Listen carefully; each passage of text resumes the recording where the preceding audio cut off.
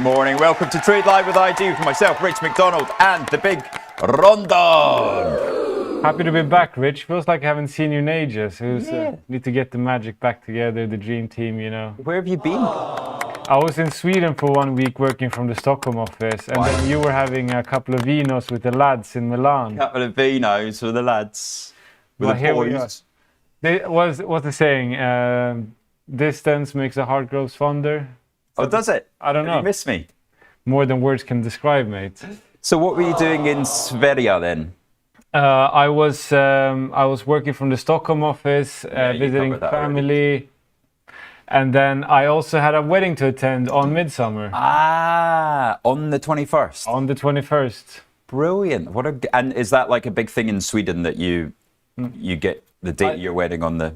I don't think so. It was my first Midsummer wedding, but it was quite lovely. We also had Andreas Quick from the Flow desk working from the Stockholm office. So it was a bit of a London takeover, but now we're back. Saw some girls out in Stureplan and they were like, oh, you know Rich, right? Of course they did. Did you wear a kilt? Tell him I need to talk to him. Urgent. Well, I didn't get the phone call. Did you wear the kilt to the wedding? The kilt. Well, to represent my great nation of Scotland, you mean? Mm-hmm. No, it got lost in the baggage. They forgot my baggage. And did you take your new girlfriend to the wedding? No, she stayed here. A bit too early for that. Right, but is it still? Not girlfriend yet, but it's still. Oh really? You haven't had the chat? We haven't got to pull her for a chat in the by the fire pit. Yeah, I mean, why not do it here? Trade live at IG, you know. Well, go on. The camera is yours. That was a joke. I'm not doing it. It's going very well, but not there yet. And how is Melissa? Is she good? Who's Melissa? What's her name?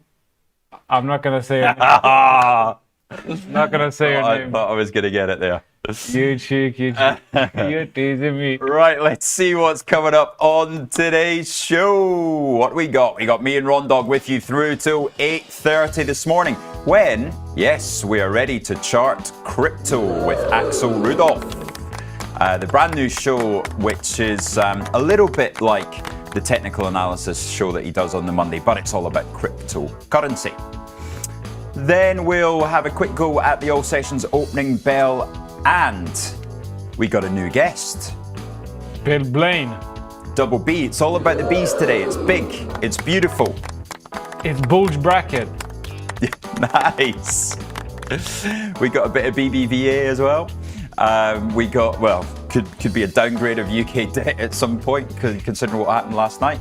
But then we have Aaron and I get our boxing gloves out for a bit of a macro minute.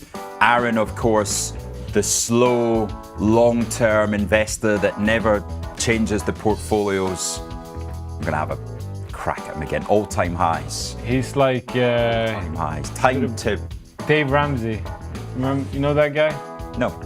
Some American financial guru who says you should never take on debt and you should only buy index funds. Yeah, fun stuff that is. Yeah, really gets me excited in the morning.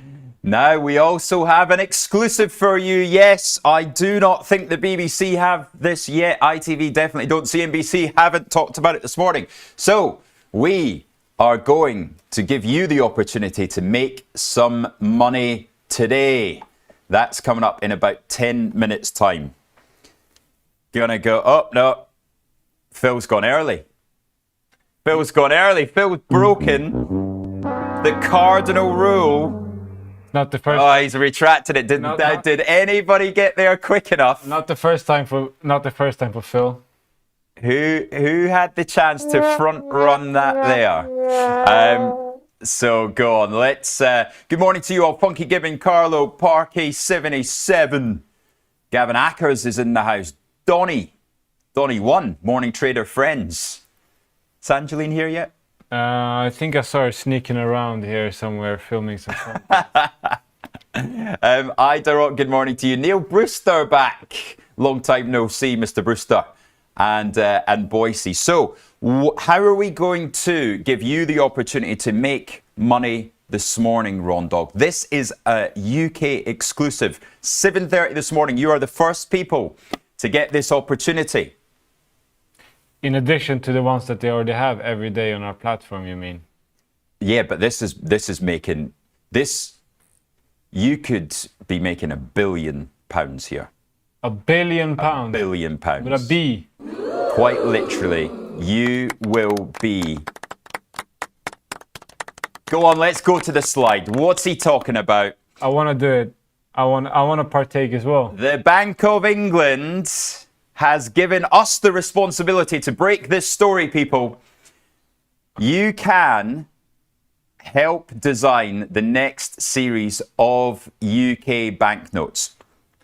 I was in the Bank of England the other day, and they on Monday night, and they gave us all these details. They held us a wonderful reception in the Mulberry Garden, and this is your opportunity to get the following ideas onto a banknote. They can be in any of the categories that you see there of those beautiful notes, which are notable historical figures. Of course, the very first historical figure, other than the King or Queen, was William Shakespeare. Yeah. In 1970. How did that geezer? So Shakespeare was, of course, one of the first ones. Now there's loads of different historical figures, but we can also go in this new series of architecture and landmarks. Could be Edinburgh Castle. Could be Stonehenge.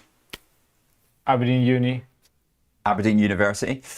Arts, culture and sport. The theme could be depicted by images of any of those, but sport in particular is one of my favourite ideas there. Noteworthy events in history, that could also be one. Innovation. So what have we had? We get the Dyson Hoover on there, maybe.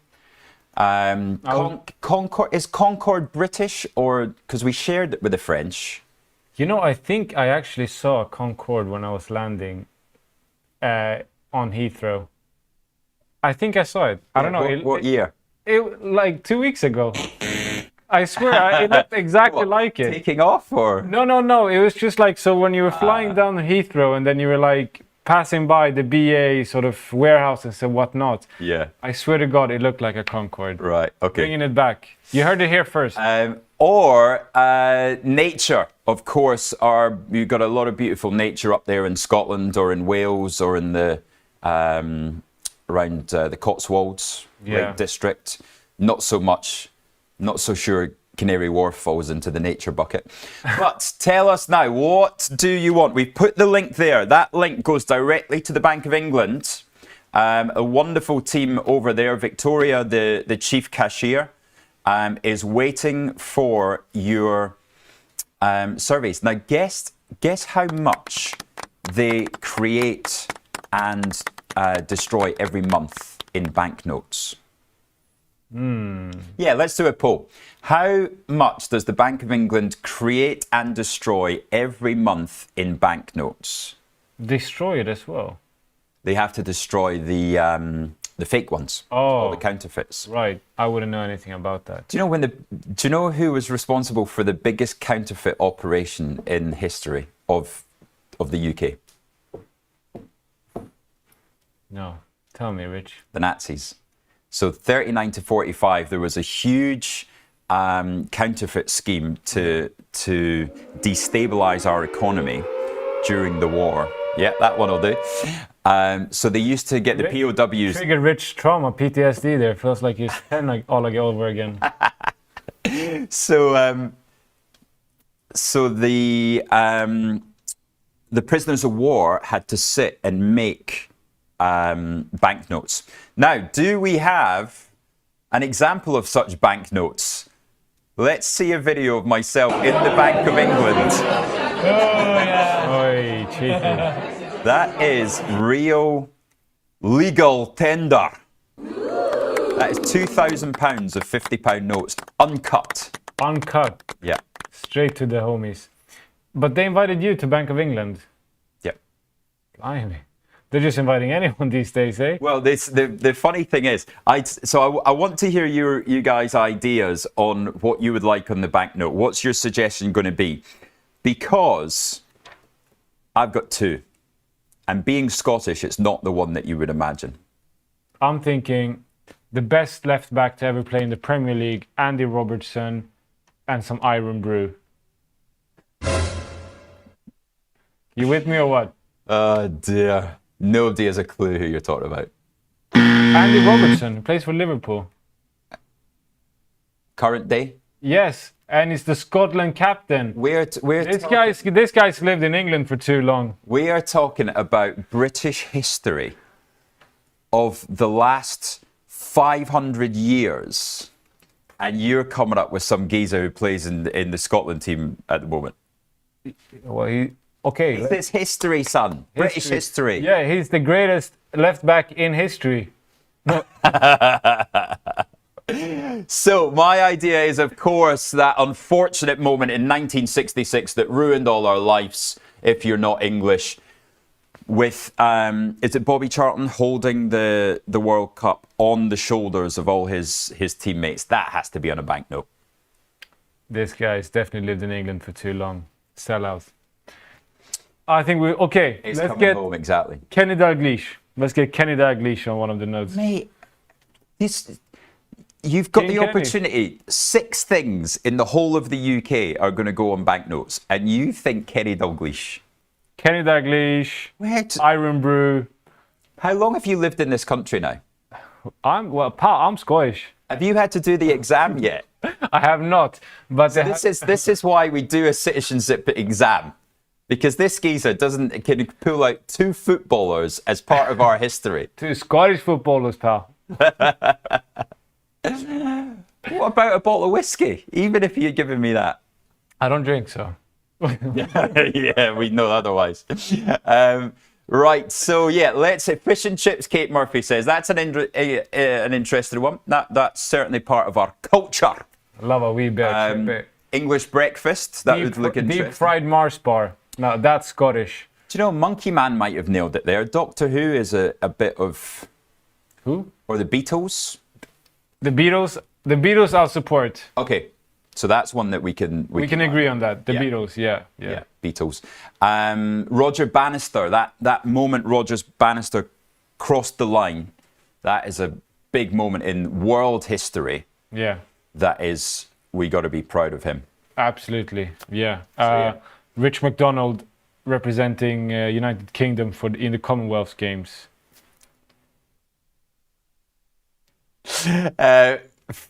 That's my favorite Scottish athlete. I'll get you a picture of that. I'll get you a T-shirt with it printed on it. Oh, I'll wear that. And on our next bet, you've got to wear it around the office for a day. There's nothing to bet. I'll do that gladly, mate. Right, Freddie Mercury is the idea from Cucumber, an absolute British legend there with. I would have loved Alex Ferguson, another Scottish legend, won the Champions League with Aberdeen. Don't know what he did after that, but he had a great career in the Scottish Premier League. Yeah. Right, good. So that is our greatest opportunity to give you the chance to be part of making money today. The poll numbers are, right, how much is made and destroyed each month in the UK? Is it 1 billion sterling, 20 billion sterling, 80 billion sterling, or 300 billion sterling? Oh. A month, every month. It's a big big group there, from 1 to 300 billion. I'm saying 80. You're saying 80. Well, have you got a computer there? You can go into the poll, sir. Okay. Right, so we do actually have some news stories this morning. I accidentally pressed 20, but hey. So let's go into some overnight action, because there is actually quite a lot to go through.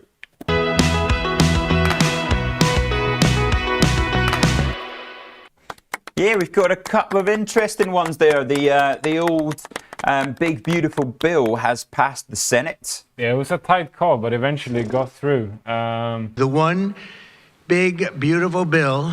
I was like, what's that in my ear? I like that a lot.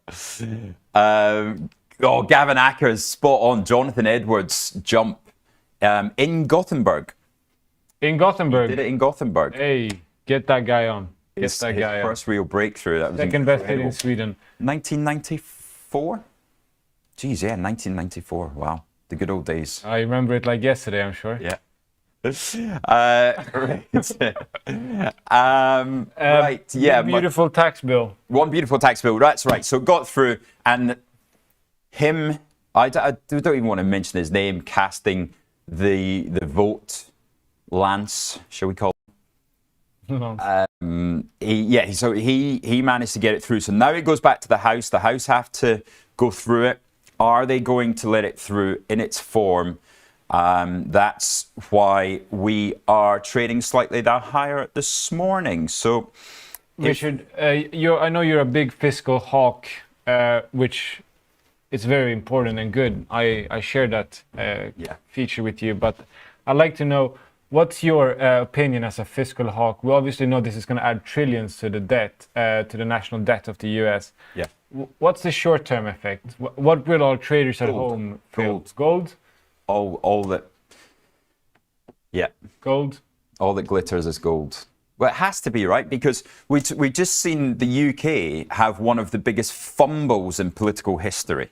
Yeah. Right? Starmer, this is a massive dent in his power. And it was meant to save us 5 billion sterling, and instead it's going to cost us 200 million to put this welfare reform through. So this smashes to pieces Rachel Reeves' fiscal rules. Yeah.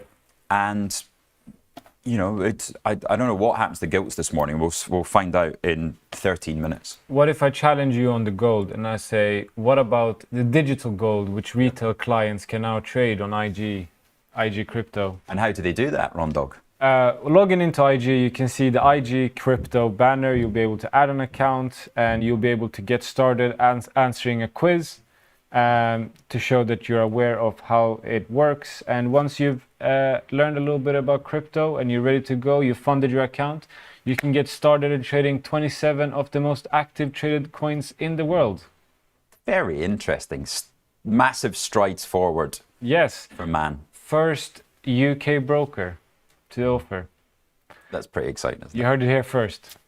Rich was a key player in getting it involved, actually, getting it created. But I mean, I've got to say, with the way things are going with the big, beautiful bill, with, the UK government fumbling this, then it does make these non-dollar denominated assets much more interesting.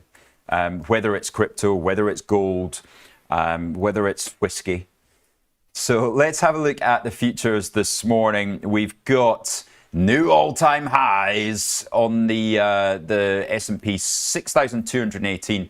The US tech yesterday, wow, did we see the momentum train crash? That was brutal. It was also a big switch from the sort of, it was on a very overly weighted on towards the Meta, Nvidia and Tesla. And Tesla in particular took a massive beating yesterday. There we go. So, oh, blimey. Tesla down 5%. But where was the rotation? It was in AMD, Palantir, Broadcom, Netflix, Nvidia, Meta, all down 3% each. So as we saw the money come out of the winners, of course, this was because it was the first day of the new half, of the new quarter. And where did the money go into? It went into GM and Ford. And it went into Nike, American Airlines. It went into Intel that we covered yesterday on the show. And even stuff like McDonald's and Apple as well. So Piers actually had a great day yesterday in his Intel and his Apple. It's very much the sort of blue chip household names, I feel like. Exactly. Yeah, the traditional economy. Rich, you and I are both Nike lovers and Nike stock lovers. It's now trading at $73. Do you think it's overpriced, overvalued now, or are we pricing in the turnaround a bit too prematurely? Yeah, or is that's exactly what it is. Yeah, we're going to climb stairs, and that was a big stair that was climbed on Friday. It's got a 75 top now. 75 top. Yeah. Selling some calls, buying some puts. Selling the strangle, 76 and 68. Spot on. IPA. Hey? Almost like you read my mind. Hey, Or watched the show yesterday. we're in sync. Right, talk to me on US banks. What are they doing with these dividends? Yeah, so there has been easier Fed conditions that's come into place. Easier Fed conditions that come into place, which has allowed the US banks to be less sort of conservative with their cash reserves and what sort of ratios they have on hold. And they wasted no time, really. JP Morgan increased their dividend from $1.4 a share to 1.5, 7.1% increase. Morgan Stanley increased their dividend by 8.1%. Wow. Citi increased by 7.1%. Wells Fargo increased by 12.5%.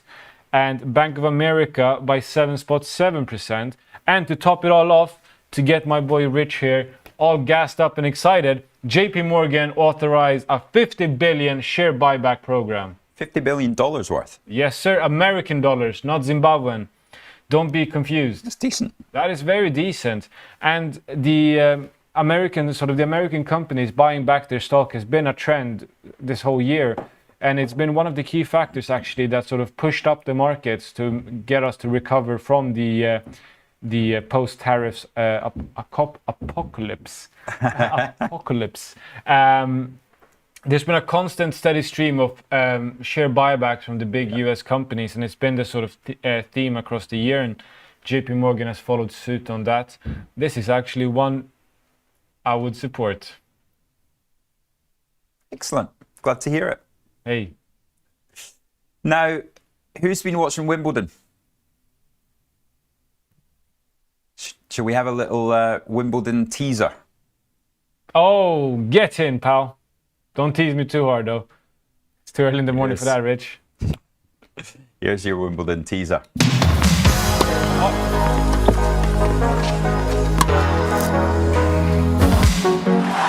Let's do this.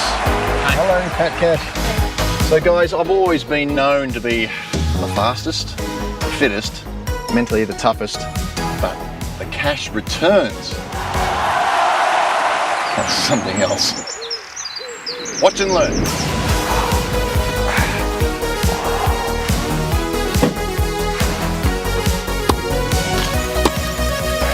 Come on, Pat.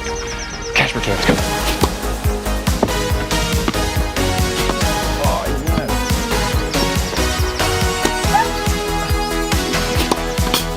Hey guys, where are you going? You're not going to get better than cash returns.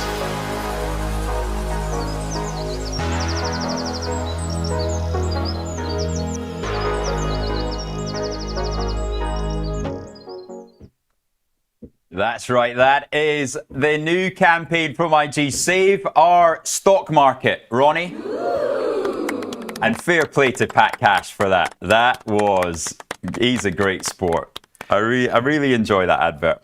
But the topic, save our stock market, is becoming more and more important every single day. Look at the front page of the Times.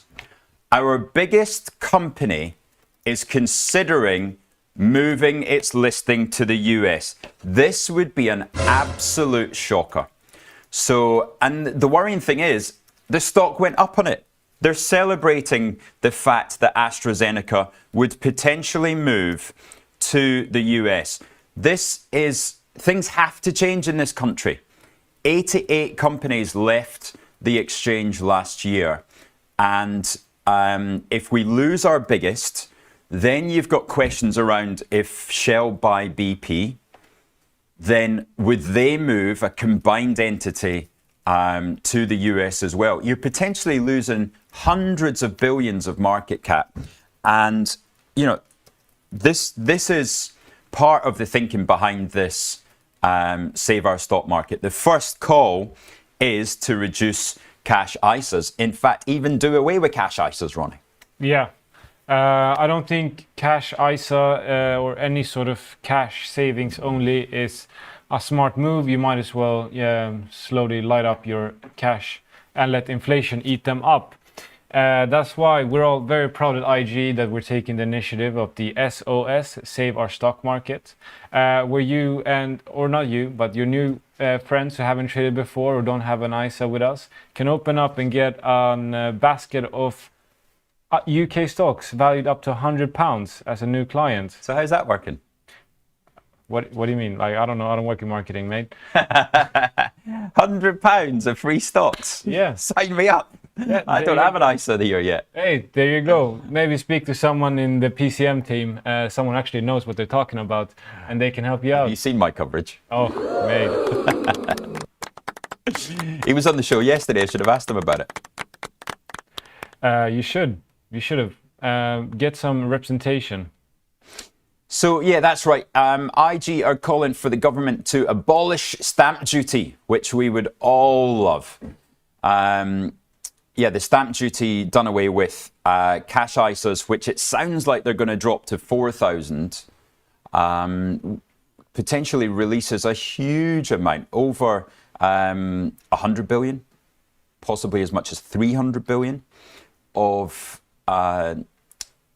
potential funds to be invested into the UK market. Rich, I put you in charge of revamping the UK stock market. What do you do? Well, you definitely make it appealing for companies to IPO. And the number one on your list should not be Shein. Yeah. That is not the biggest IPO of years, should not be Shein. As much as you love shopping there. But I think the FCA are making great strides. The potential announcement coming that you can now receive more financial education and financial help without going to a financial advisor that you have to pay for. Yeah. That's a big step forward. Shows like this, centered around education, are a huge step forward. Yeah, I personally love the FCA. I think they're doing an excellent job. Right, it is now 7:57. We're coming up to the London Stock Exchange Open. We have to give you a chance to guess the chart. It is a UK stock today. We're back in the UK. Let's go.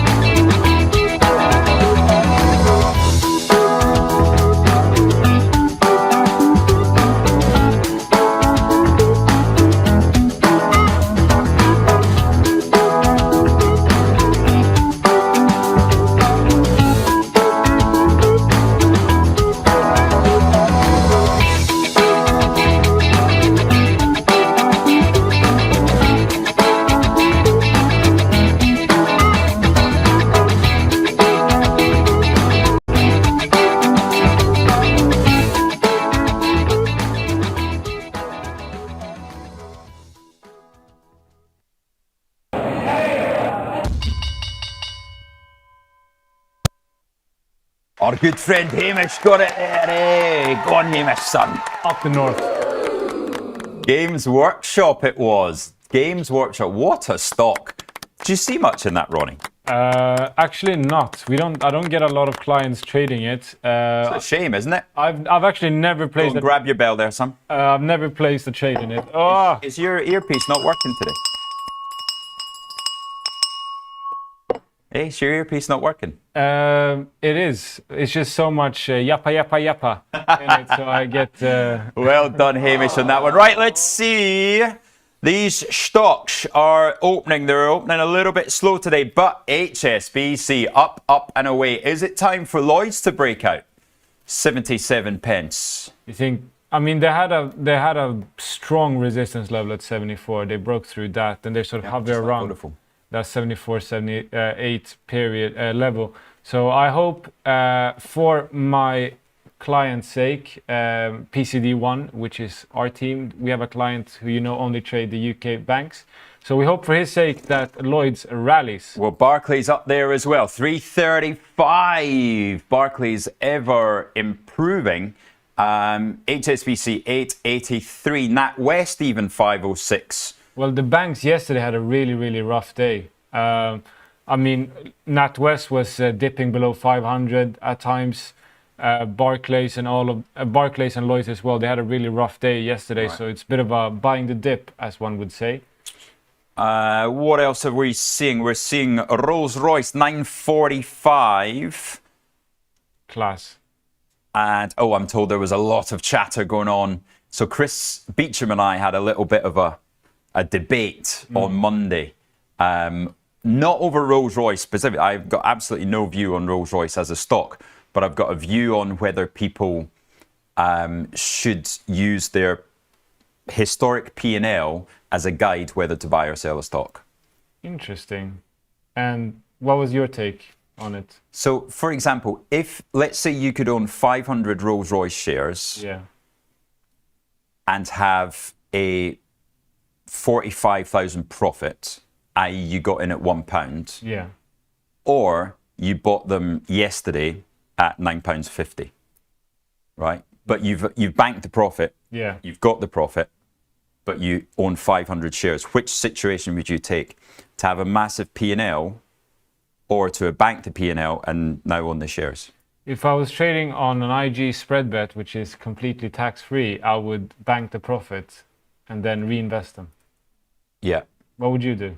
But what I'm saying is it's irrelevant what your view is, but your view should not be distorted by your P&L. Your in price and your P&L, yeah. Oh, of course, I agree. And Chris Beecham doesn't. Oh. Chris Beecham wants to keep the P&L because it makes him feel better about the investment. Can't pay no bills with no unrealized P&L. Yeah. Realize that money. Exactly. Even if it's to reinvest. And also realize your losses. Don't let them drag out and drag down your entire account. Well, this is the thing. People stay in a position because they think the stock owes them something or that they'll get back to flat. Yeah. Rubbish. No, bite the bullet.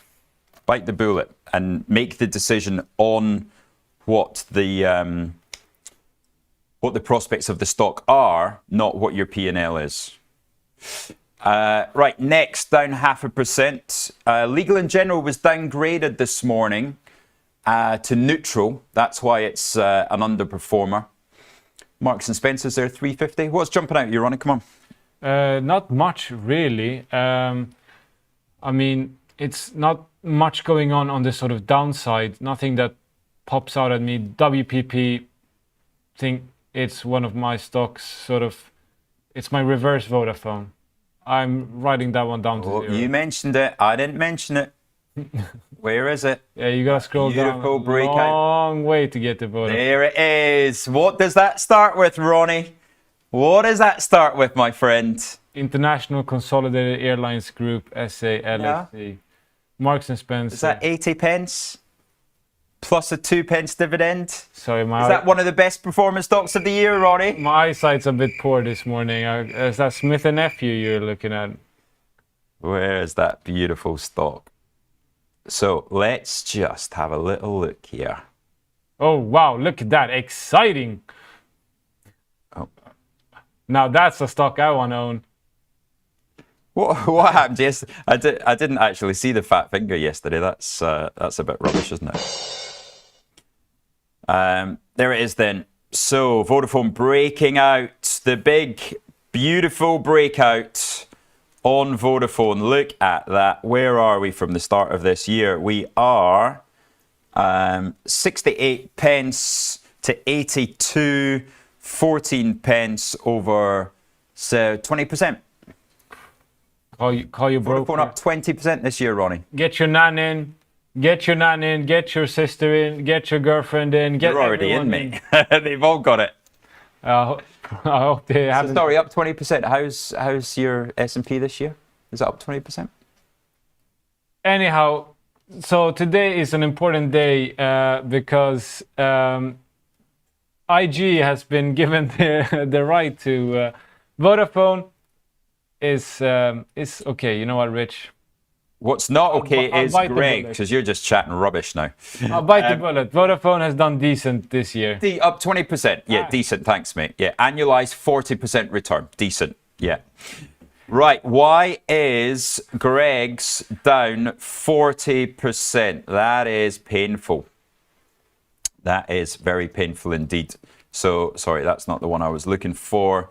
We are warning of profit dip as heat wave deters customers. I accidentally, annoyingly thought of this walking past the shop on the way to the office 2 days ago.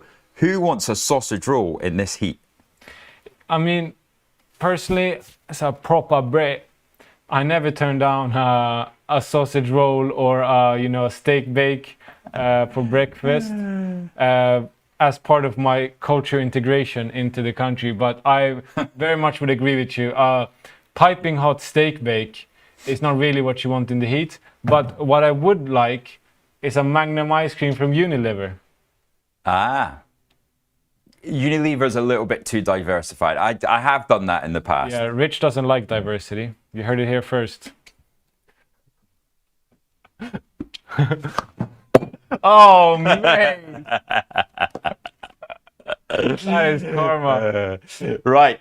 So we've got, Greg's really struggling there, down 12%. For those of you who didn't see it at home, Rich's karma, he hit me with a tennis ball. It bounced back on his glass of water and poured it all over his Just as well we don't have any wires under here after the, So we haven't covered the European names yet. Let's have a look at the European stocks once I get the water off my computer. Kids these days, eh? We've got some moves in Europe here. Let's have a look at those. Ronnie, what are you seeing today in Europa? Let me bring my chart up. Have a look. Well, it's there on the screen if you want to have a look. Oh. Puma down. The sky is blue, in other words. L'Oreal. Interesting. I like L'Oreal. I think it's a good, strong buy. ABB, half Swedish, half Swiss. Strong name in robotics. If you want to get into robotics, but you don't like the volatility of Tesla, ABB is a great choice for you. What else do we have? Let's have a look on the upside. BMW up 1.9. Strong day in the autos, as we saw read through from the US yesterday. GM up 5, Ford up 4. BMW following them up 1.9 this morning. Mercedes-Benz also up 1.3. And Renault up 1.3 as well. Rich, what's fueling this revival of the autos, on both sides of the pond? Yeah, I don't know where that's come from. But yeah, big strong day back into traditional industrial. Yeah, because we did see a 10% tariffs across from the US to Europe. So that's gonna be affecting the autos. But they seem to be unfazed. They keep moving upwards. Well, I think it's this rotation. It's the rotation out of AI and the momentum trade into the laggards, right? And the laggards have been the BMW. You see Gucci up there, 1.5 as well. Are you incurring? No, I'm really frustrated on that one because we watched it here at 170 was it? Yeah. And we talked about it and said, at 200 this is going to be annoying to watch, and now it's at 200. Well, Rich, hey, it seems like we're suffering from the consequences of your own lack of actions. I'm sure it's in your demo account, isn't it? It's not in my demo. What's in the demo just now? Oh, well, as of now, not much. I've actually been focusing on maximizing client value generation and shareholder value. So I've been putting my own value generation to the side. What planet are you on this morning? You had a late night last night or something? One would say. Or up too early to go to the gym this morning? Who says I went to bed? Oh, was it date night last night? Perhaps. What's your chosen? Have you taken her to Evita yet? Evita? Yeah. What's that? What's Evita? Oh my goodness. The culture. We're talking about putting cultural moments on the banknote. I don't think Ronnie's going to be the first one on there. I am the face of culture, multiculturalism. So Evita is a groundbreaking performance going on in the UK just now because people are paying £100, £200 for tickets to go and see the wonderful musical. Right. From Argentina? No? Eva Perón. Thank you. He's got there. So, but for the main number, Don't Cry For Me Argentina, she walks up and out of the theatre onto the balcony of the Palladium and then performs to the streets of London. Damn. And it's only a video camera following her. It's absolutely incredible. Every Peronist dream. So there's meant to be like 2,000 people gathering on the street outside every single night. You said tickets are 120. Well, no, but they're free. That's the whole point, is you can stand outside for free, Ronnie. Yeah. Take your girlfriend. I like that. Might take you up on that one, mate. Go on. So you're going to take Samantha down there? Not Samantha. Right, okay, it is now 8:12 a.m. So if you are on your way to work for 8:30, then you could well be running late. So we're going to take a quick break. We're going to try and mop up some water before it gets into the wires of the TV cameras. And we'll see you back in 2 minutes.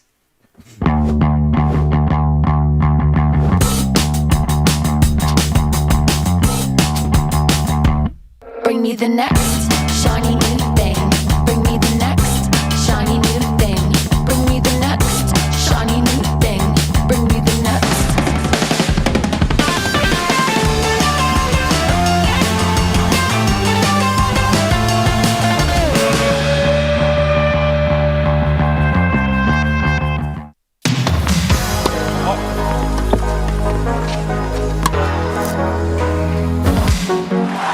Let's do this.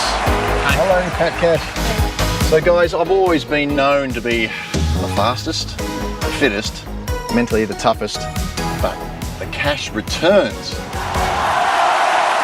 That's something else. Watch and learn.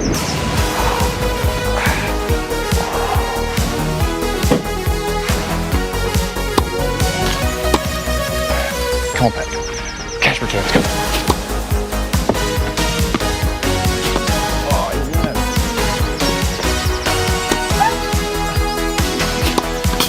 Hey guys, where are you going?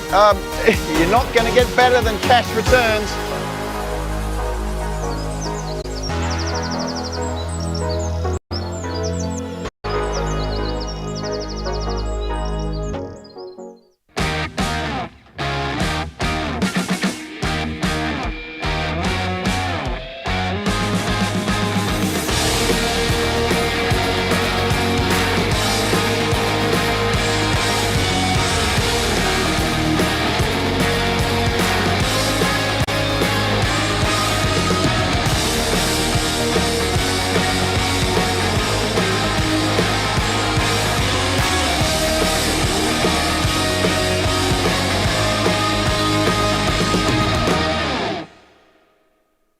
Hello, I'm Axel Rudolph, Senior Technical Analyst at IG and Fellow of the Society of Technical Analysts with over 30 years experience in trading the financial markets.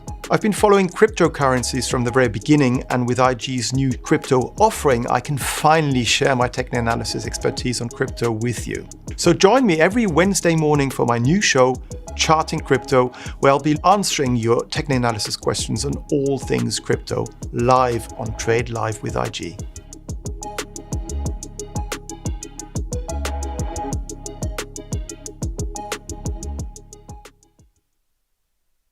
If you're looking for flexible ways to trade financial markets, whether you're experienced or new to trading, you've come to the right place.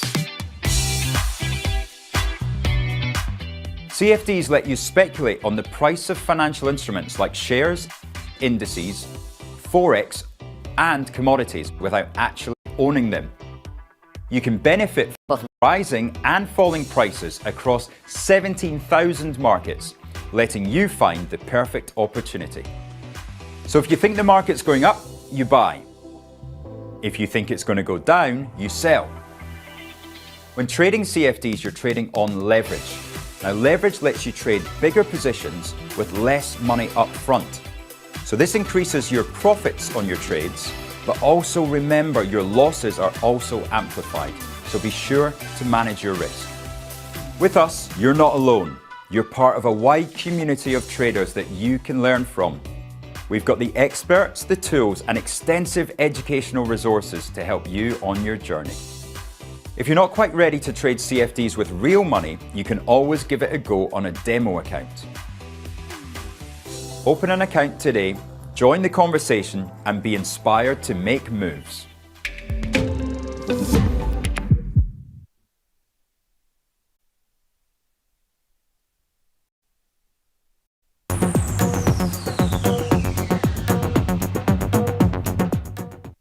Right, welcome back to Fast Markets, the part of the show where we take some of your ideas and we see if we can either steal them or offer options strikes to improve them. First thing we got to talk about is, of course, Greg's, right? Greg's down 14% on a profit warning around this warm weather. Nobody wants their sausage rolls and their big steak pies in this weather. What else, Ronnie, do you not want in warm weather? What should we be looking at this morning that might have future warnings or increased profits because of this? Yeah. So one thing that I'm a bit conflicted about, I'm not quite sure how to feel about it, is EasyJet. Because one part of me is saying, right, summertime coming up, everyone going on cheap holidays, everyone loves an EasyJet flight. But the other part of me is saying, well, hold up. If the weather in the UK is so lovely, why should I go abroad? Is it lovely? Maybe the UK, not London. This is horrible when it's like this. You stand in 35 degrees in Milan, sitting on a corner eating pizza in a beautiful cafe, and then you try and get on the underground here, and it's a horrible, muggy. It's not a pleasant heat to be in. I love how you managed to turn an EasyJet stock analysis to your Milan trip. Well, I did fly EasyJet on the way back, sir. You did? Yeah, of course. Mate, they need to pay you more. I would honestly choose to take EasyJet every time. It's so easy. Your bag, boom, under the seat, above. No, that's true. That's true. I can't put my bag upstairs above in a British Airways flight. Well, no. Do you get to take two on? You don't get to take two on a BA flight, do you? You can actually have luggage. Anyhow, so I'm saying I don't think EasyJet will do much this summer. I think it will sort of stay a bit where we are. I think it'll be a bit of a disappointment. I don't think we'll see that much travel as we normally see during the summer period. Rich, agree or disagree? Disagree. I own them. I'm long them. Okay, so where are we going? Let me get the EasyJet. On holiday? No, the stock. Stay in the game. When was the last flight you were on with EasyJet? Angeline's asking. Me? Yeah. I think I went to Amsterdam once. Once? Once. How many years ago? So you're talking about this from a really knowledgeable point of view about the EasyJet. I'm a bit of a posh geezer.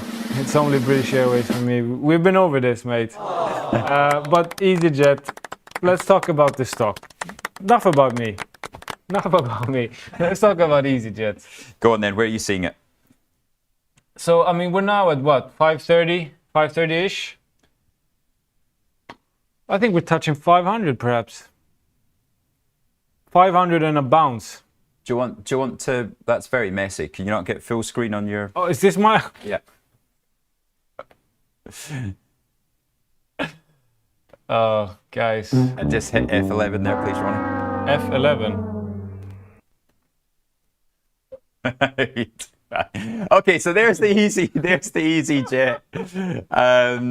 Yeah, you can see it. It had a great rally there. What's that, from 450 up to? I mean, I can't even see what we're talking about. Never mind the people at home. So where did it peak out there, and why has it come off? Right. So this is 8th of April. We started the bounce. Yeah. We started the bounce at 447. We moved all the way up to 590 in June. I think that's about the right price. 590. Mm-hmm. I think we're gonna see a continued downwards trend. I don't see why we've come off there. I think perhaps one would argue that the sort of summer travel, this is where the pricing of it peaked. Sort of when we came in here, then everyone had the idea of summer traveling. No, that's the problems in the Middle East. So that's, if the market's pricing in that's not an issue anymore, I don't understand why this hasn't rallied. Yeah, I mean that's the correlation I would go with as well. Israel and Iran going to war. This will definitely affect the cheap travels to Alicante. Are you serious? No, of course not. How would EasyJet be affected by? Because it's a massive route to Egypt. EasyJet flies to Egypt. Yes. I didn't know they had such long haul. But it would also. A lot of the. But it also affects the price of oil, fuel. Yeah, and what's the price of oil done in the last week? Well, now it's come down. But this was okay. So as it comes down, should EasyJet go back up? Oil was quite high at this point. Yes, which is why the stock came off from 590 to 530. Now it should go up again. All the reasons that the stock came off from 590 to 530 are now done. They're over. Okay, so. And it's still there at 530. That's why I own it. The question is, when do we come back to 590 then? Well, that's why I own the stock. I can't give you the answer when. Yeah. Do you see it before the summer's end? Oh yeah. I mean, I hold this in hope or expectation that it comes up recently. There you go. There's clearly a seller there at in the low 530s, but yes. I certainly have a 550 target in mind in the short term. But right, let's have a look at everything else. So if you put up my screen there, we've got live Greg's price there on £17.20. What else in those names are affected by the warning this morning in Greg's? Halfords, is that positive? More people buying bikes in nice weather? Probably not. It's probably too hot for that. JD Sports now over 90 pence. That's been a huge beneficiary. I think I have to be the first one to sort of stand corrected here. I've been a bit of a JD Sports hater, but they've done a tremendous job in bouncing back. Much of it being fueled by Nike and Adidas sort of resurgence. But yeah, they're coming up strongly. Frasers Group with it as well, carrying the sort of fashion houses. What about the pubs? What about Wetherspoons? Should they be benefiting from Greg's demise? Oh, they should be big winners, right? Well, so would you expect the stock to be higher then? I would, yeah. Cheeky Beveragino with the lads in the sun. Let's have a look at Wetherspoons. Yeah, there we go. Look at that, yeah, beauty. So let's get this on a shorter term. You can see from the 23rd of June, when the heatwave started, we've seen about a 5-6% rally in Wetherspoons. So as the heatwave ends today... Well, today it's raining, yeah. So how's the forecast over the next couple of weeks? We'll have to have a look. But what I'm looking to see and curious to see is when we actually see... So this is... 23 degrees. This rise and this rally is obviously fueled by sort of market sentiment that better weather, more bevies in the garden with the chaps. However, once we actually see some actual numbers coming in and backing this statement, that's when I believe that we'll see, you know, a real rally. When we see numbers and data backing up, that we have a strong. So, as in the opposite of what Greg's has done this morning. When Weatherspoons come out, you think that exactly they'll be able to call profits higher. Yes. Okay. Thank you for translating that. Yeah. When you get the trading statement. So would it be a good idea to therefore look when the next trading statement is in Weatherspoons, Rory? I think, you know what? Rich, you're onto something. Do you want to try and do that? Yeah, I can. Right, let's have a look at that. The tip ranks, analyst consensus in Weatherspoons, there's only a couple of them, £8.25. So, you know, you've got a little bit of upside there. But can you, the listener out there, think of any other stocks that could benefit or get hit like Greg's has been smashed this morning? Ice cream is just it's a bit of a tricky one. Fever Tree. Does Fever Tree benefit like Weatherspoons does, or is that a bit too global now as well? Perhaps, but in case anyone at home was scratching themselves, itching, waiting to find out when the next Weatherspoons earnings result or trading statement comes out, that would be Q4 trading statement on the 23rd of July, 2025. So 3 weeks away. Exactly. Otherwise known as. So what do you do for the next 3 weeks in Weatherspoons then? Still long it? I would. Think there's still an opportunity there? I think once we see the trading statement, we'll see figures that are supporting the sentiment. So I would be long. Okay. Anything else? What do you think? Fever Tree also a decent. That's what you mix with your gin and tonic, right? That's the one. Do they own any other brands? I mean, they've you know, ginger ale, stuff like that. You've got about 6 different lemonades and all that kind of thing, but love a bit of ginger. No other brands as such. It's all Fever Tree. But yeah, that's a decent one as well. £7.50 up to £9 in the last few months. Can you be relying on Fever Tree in this hot weather to benefit? There's certainly a lot more barbecues. You must have been to a couple of barbecues in the last few weeks. A couple of cheeky barbies. But since we're on the topic on alcoholic beverages, Rich. Yeah. Diageo. Are we drinking Guinness in this heat? Not really. It's not. I feel like Guinness is a February drink. Yeah. When the Six Nations is on. Exactly. I agree. So what's your take on Diageo? It's tricky, isn't it? It's been absolutely killed. But let's have a look at Diageo there. It's so uninspiring. It really. But do you sell puts? I don't know. It's the eternal disappointment. You know, I can be in Vodafone and be up 20%, or I can be in this and be down 20. Yeah, what my biggest concern about a company like Diageo is it's not only Diageo. How do you say it? I thought you were actually taking the mic. Diageo. My biggest concern with a company like this is because it's obviously an alcohol-centric brand. That's what they do. And it's not only, for me, I'm not only looking at these guys, I'm not only looking at the short term, the summers, what's going to happen. Are you not drinking Guinness during the summers? But I think there's an overall market sentiment and shift towards sort of healthier options, especially amongst young people who aren't drinking as much anymore. And we see that reflected in the closure of pubs. I'm not very bullish on these, and I would even say I'm bearish. So would you do a pair trade long Weatherspoon, short Diageo? I would. I like that, Rich. I like that. I would do a Weatherspoon. It's almost like I've been doing it for 25 years, isn't it? Yeah, it surprises me every time. I would hold the Weatherspoons long for a shorter period, like say until end of August, but I would ride that Diageo all the way to the bottom. So you just think that Diageo is now an internal demise?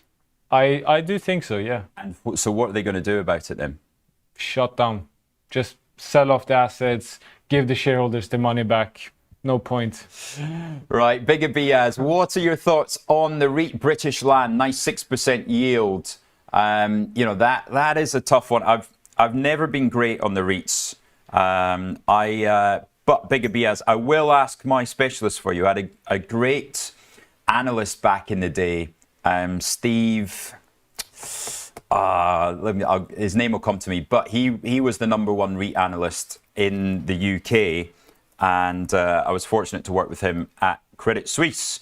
So I will ask him today what he thinks of those, and come back to you. But let's have a look at the stock here. In the words of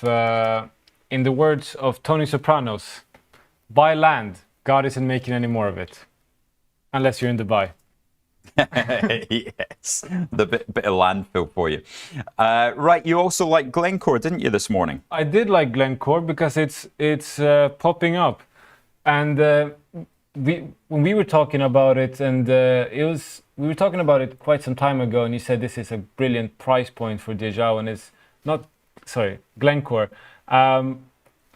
I think this is sort of, as we've seen the theme. It's a breakout this morning, isn't it? Yeah, and as we've seen the theme today, has sort of been the return to the sort of defensive, the industrials, as people are reallocating their funds from the AI trade, from the high tech and the Mag 7s.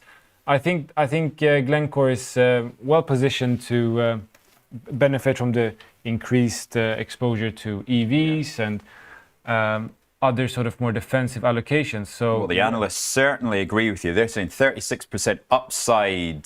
Chris Lefebvre, another great analyst of mine back in the day, now at Jefferies, he's saying 34% upside.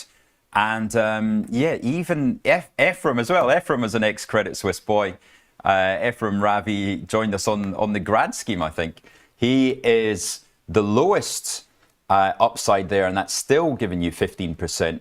So Glencore, definitely have a look at those. Oh my goodness, and Liam Fitzpatrick, my ex-analyst as well. It's like a seniors reunion over here. It is, exactly. It's senior citizen reunion.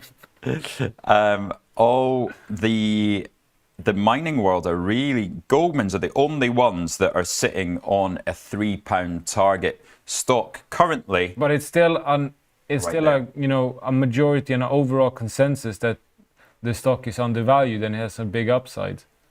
Yeah, exactly. Right, good stuff. Right, it's time to talk crypto. Axel is going to be with you in about 2 minutes' time. But Ronnie, what are you doing for the rest of the day? Sleeping? No, I'm going back to my desk to generate client value and maximize shareholder value because I love IG and I love our clients. Oh dear. Right, the champion of culture right here. That's me. Did we talk about that? We didn't. But yeah, do you want to... Ronnie's been anointed or appointed our new champion of culture in the company. UK, you guys are looking at the UK cultural champion. I am, in translation, I am in charge of the vibes. And yeah, rule number one, or decision number one is get rich on, more involved, more rich. Everyone loves rich. So we're gonna have more of rich. We're turning the show 24/7.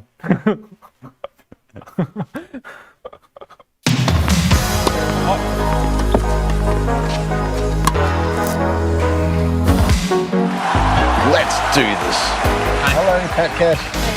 So guys, I've always been known to be the fastest, the fittest, mentally the toughest, but the cash returns. That's something else. Watch and learn.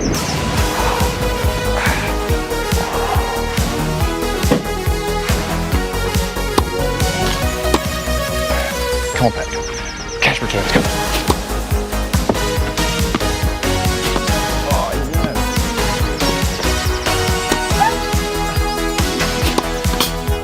Guys, where are you going? You're not going to get better than cash returns.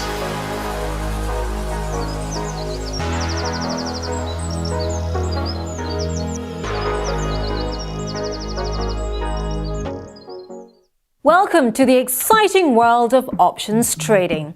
If you're looking to add a new dimension to your trading strategy, you're in the right place.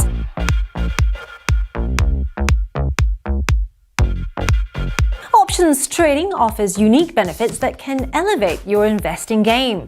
With options, you can protect your portfolio against market downturns, essentially creating an insurance policy for your investments. Now, what sets us apart is our commitment to your success.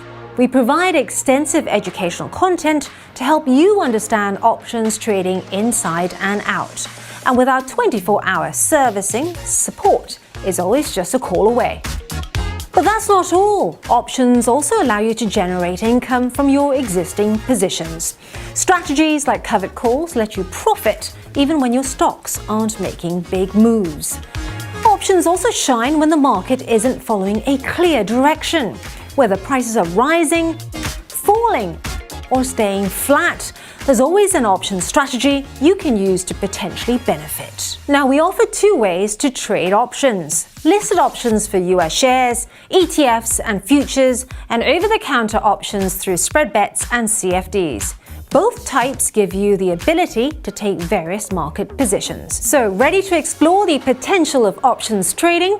Well, open an account today and take your first steps into this dynamic market. Remember, while options trading can be rewarding, it comes with risks. Always trade within your means and never risk more than you can afford to lose.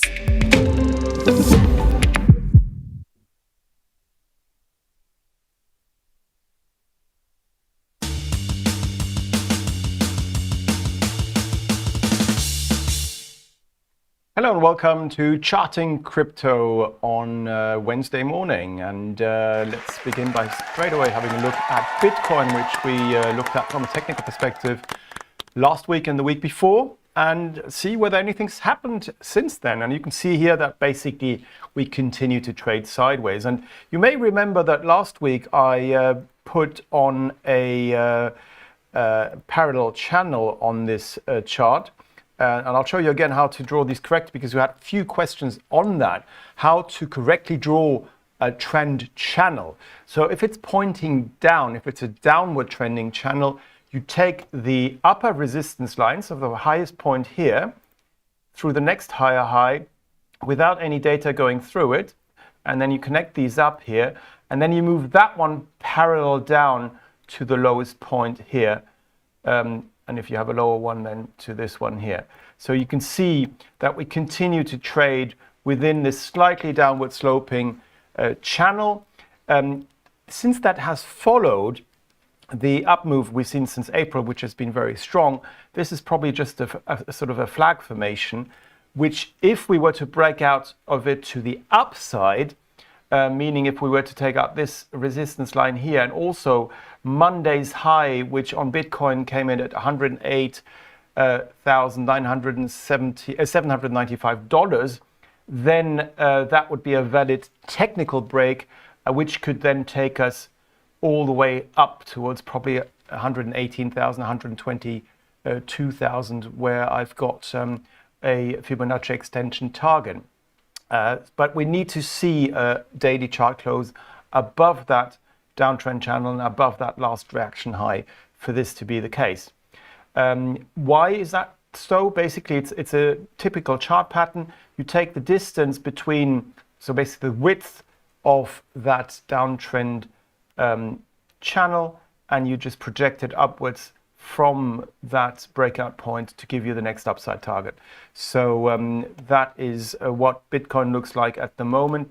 And you can see here that we're trading close to our all-time previous highs. And then you've got my Fibonacci extension targets up here, which I went through last time. I'm not going to do so again. I'm just going to very briefly mention that basically the way to get these is basically you take the, let me just show you here. You take the the low that at the beginning of a move, I think this one is February 2019, to the high of a bull market trend. That was made in November 2021. And then you take that distance here and project it upwards from the low of the counter trend move, which ended in November of 2022. And that you multiply that first distance here by 1.618 golden ratio Fibonacci number, and that gives you this 161.8 Fibonacci extension target, which we may hit if we break out of this current flag formation in the next few days. So let's basically see whether that's the case or not.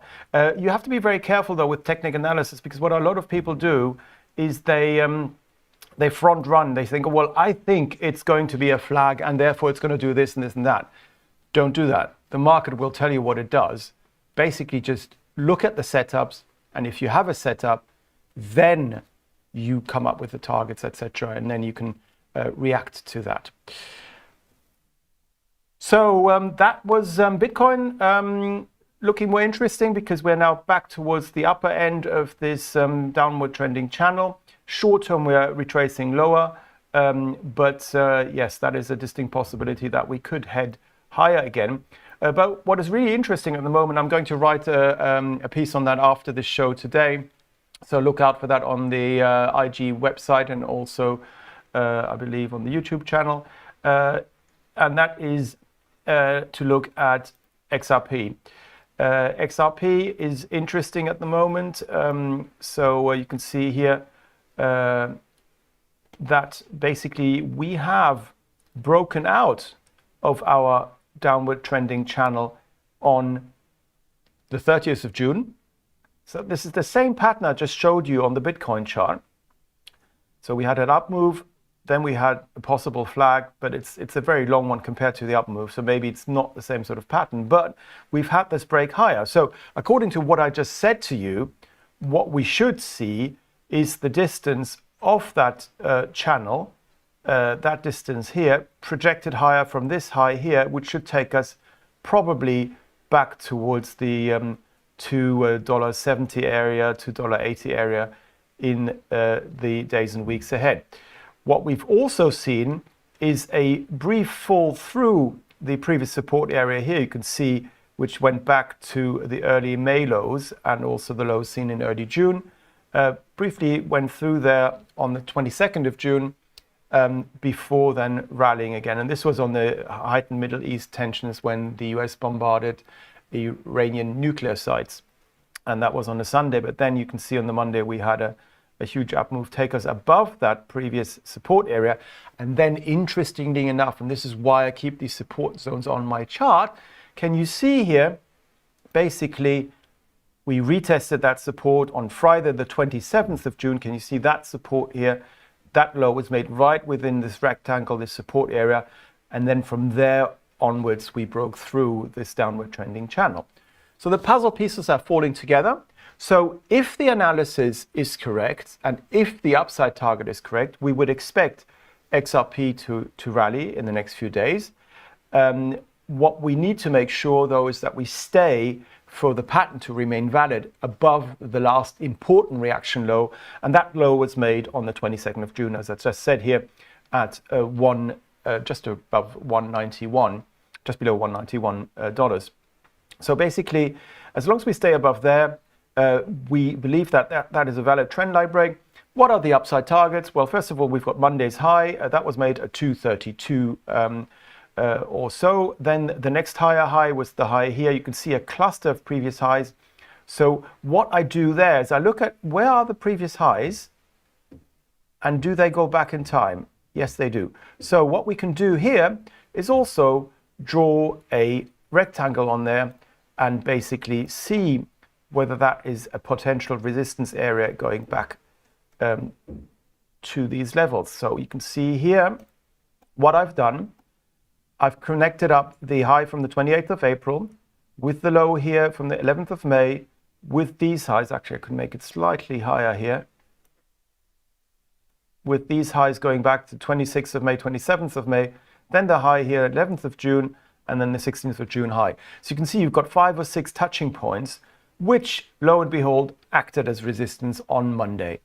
And if we manage to break through that resistance area and also through the red line here, which is the 200-day simple moving average at $2.36, then the odds are pretty high that we are heading back up again towards the May high, which was made at 265. And as I said earlier on, we could actually then extend higher towards the 280 area, where basically the mid-February highs were made. So that is a potential for this chart. It doesn't mean it's going to happen. And obviously, if you invest in Ripple, you need to know what the overall picture is longer term. And you can see that longer term on the weekly chart, it's looking less bullish than Bitcoin, for example. We had this huge up move here in November 2024 to the high in January of 2025 at 340 basically dollars. Since then, we have had this corrective move. You can see we're holding around previous support, and now we're sort of just trading in a sideways pattern, which we're breaking out of at the moment. So we could be heading back up again, but it's not looking as bullish as the Bitcoin chart, because if you look at Bitcoin, you can see here on the weekly chart that we had made a new high above the high seen in January, and if we have a similar valid pattern out of that flag formation, and we break higher to new all-time highs, then we're making new all-time highs, and it's looking more positive than the Ripple chart or the XRP chart is looking here. So, as I always say, this is technical analysis from the basics upwards, and all it is doing is giving you the odds, hopefully, in your favor. You're trying to catch a trend, invest in the direction of the trend, but at the end of the day, it's just chart levels, but they can give you an insight into at what level you might be wrong in your views. For example, if you wanted to invest in Ripple and buy it, if it were to fall through the 22nd of June low, then the odds are pretty high that we failed at this previous resistance area here on Monday, and that we may actually retest the low seen back in April of this year. So technical patterns work most of the time, but sometimes obviously they don't, otherwise everybody would be using them. So just to reiterate, everything we're looking at here is purely educational. I'm not giving any advice whatsoever. And Ripple as Bitcoin are basically unregulated products, and you can lose all the money you're investing in these products. So just be aware of that.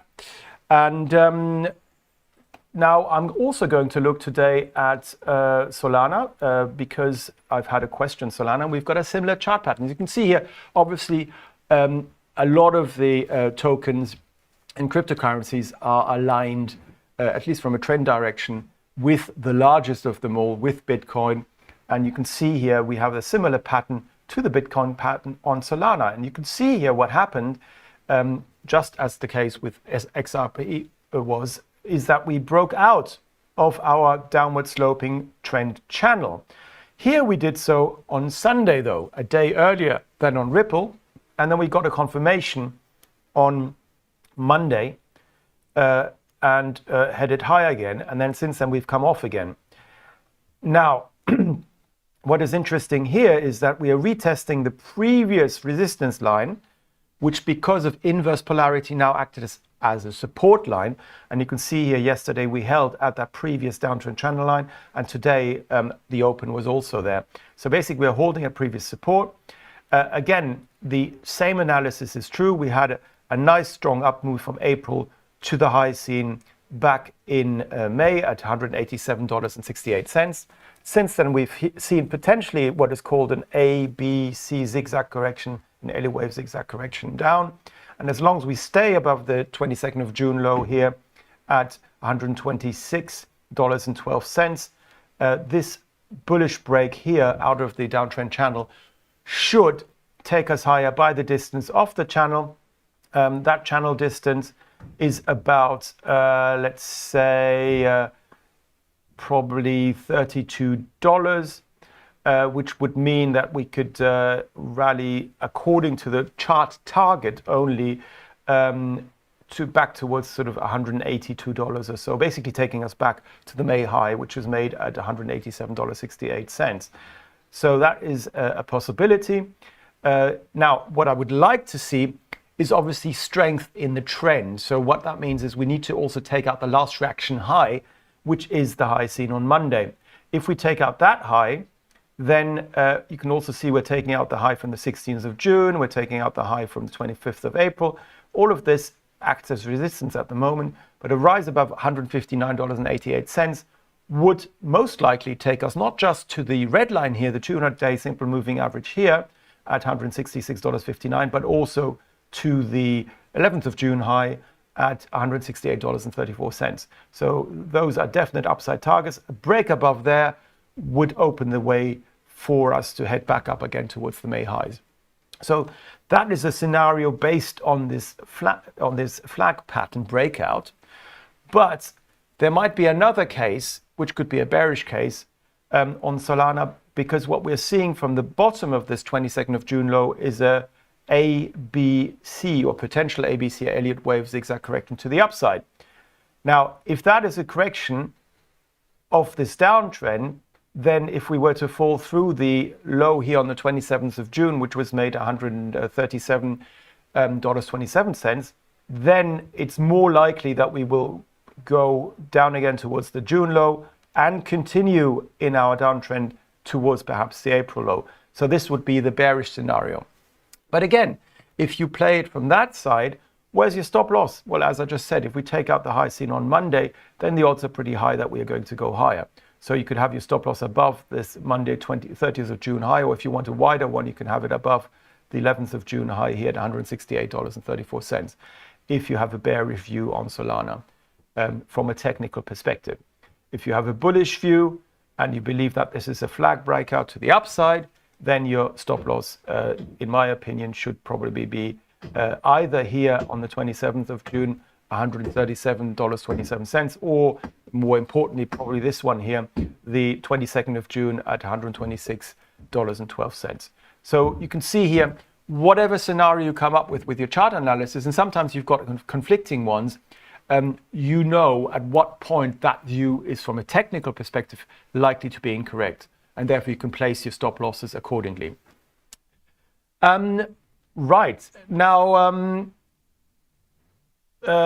somebody asked me about NASDAQ. Well, the thing is, with this show, what we do is we cover cryptocurrencies, and we just looked at crypto, so I'm not going to answer that one, but watch me on Monday on Technically Speaking, and I'll talk about NASDAQ then. Thanks a lot. See you soon. Bye. There are certain things in our daily lives that everyone has a view on, like your favorite clothing brands, supermarkets, or even which airlines to fly with. Maybe you're loyal to EasyJet and you think British Airways seats are too expensive. Or you'll never shop at Tesco's again because Marks & Spencer's food offering has won you over. Now, what if you could use these views to try and spot opportunities in the markets? Let's talk about pair trading.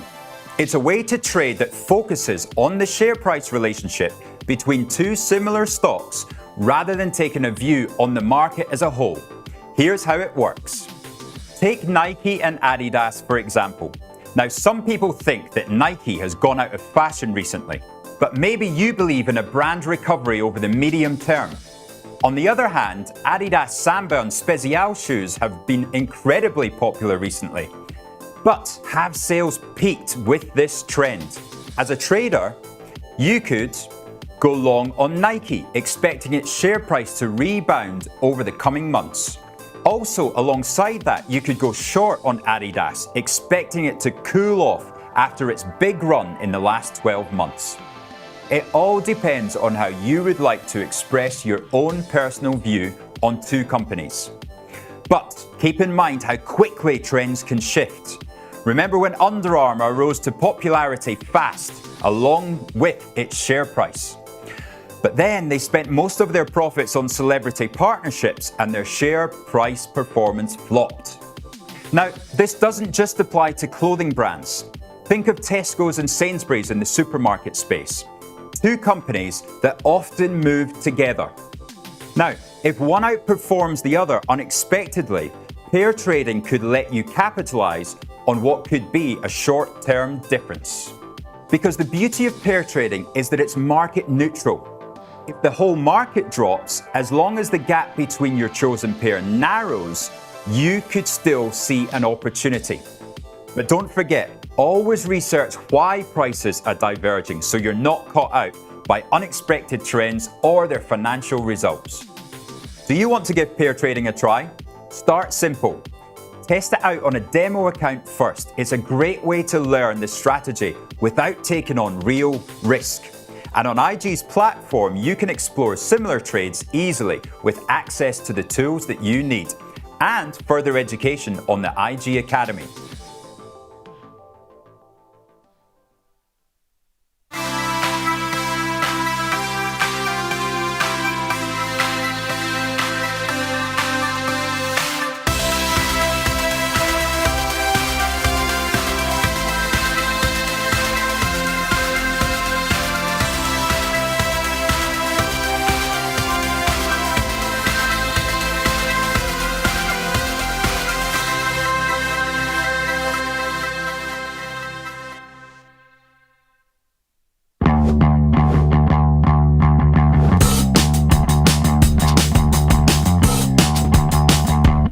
Bring me the next shiny new thing. Bring me the next shiny new thing. Bring me the next shiny new thing.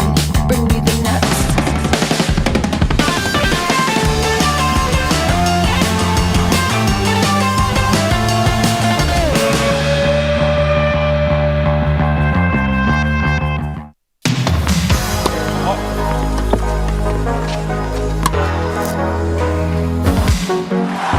Let's do this.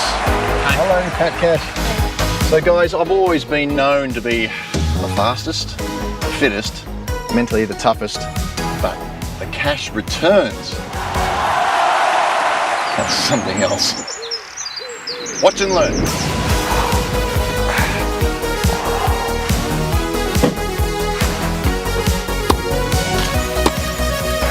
Come on, Pat. Cash returns, come on.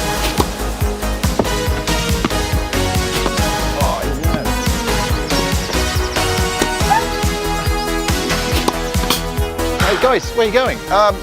You're not going to get better than cash returns.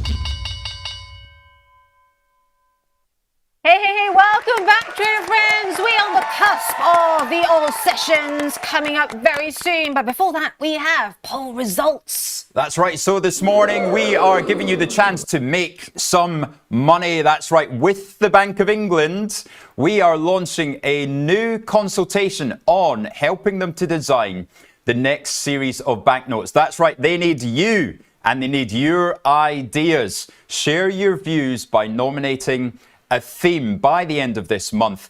And the themes are incredible. We've got culture, sport, art, so some real British history, historical figures.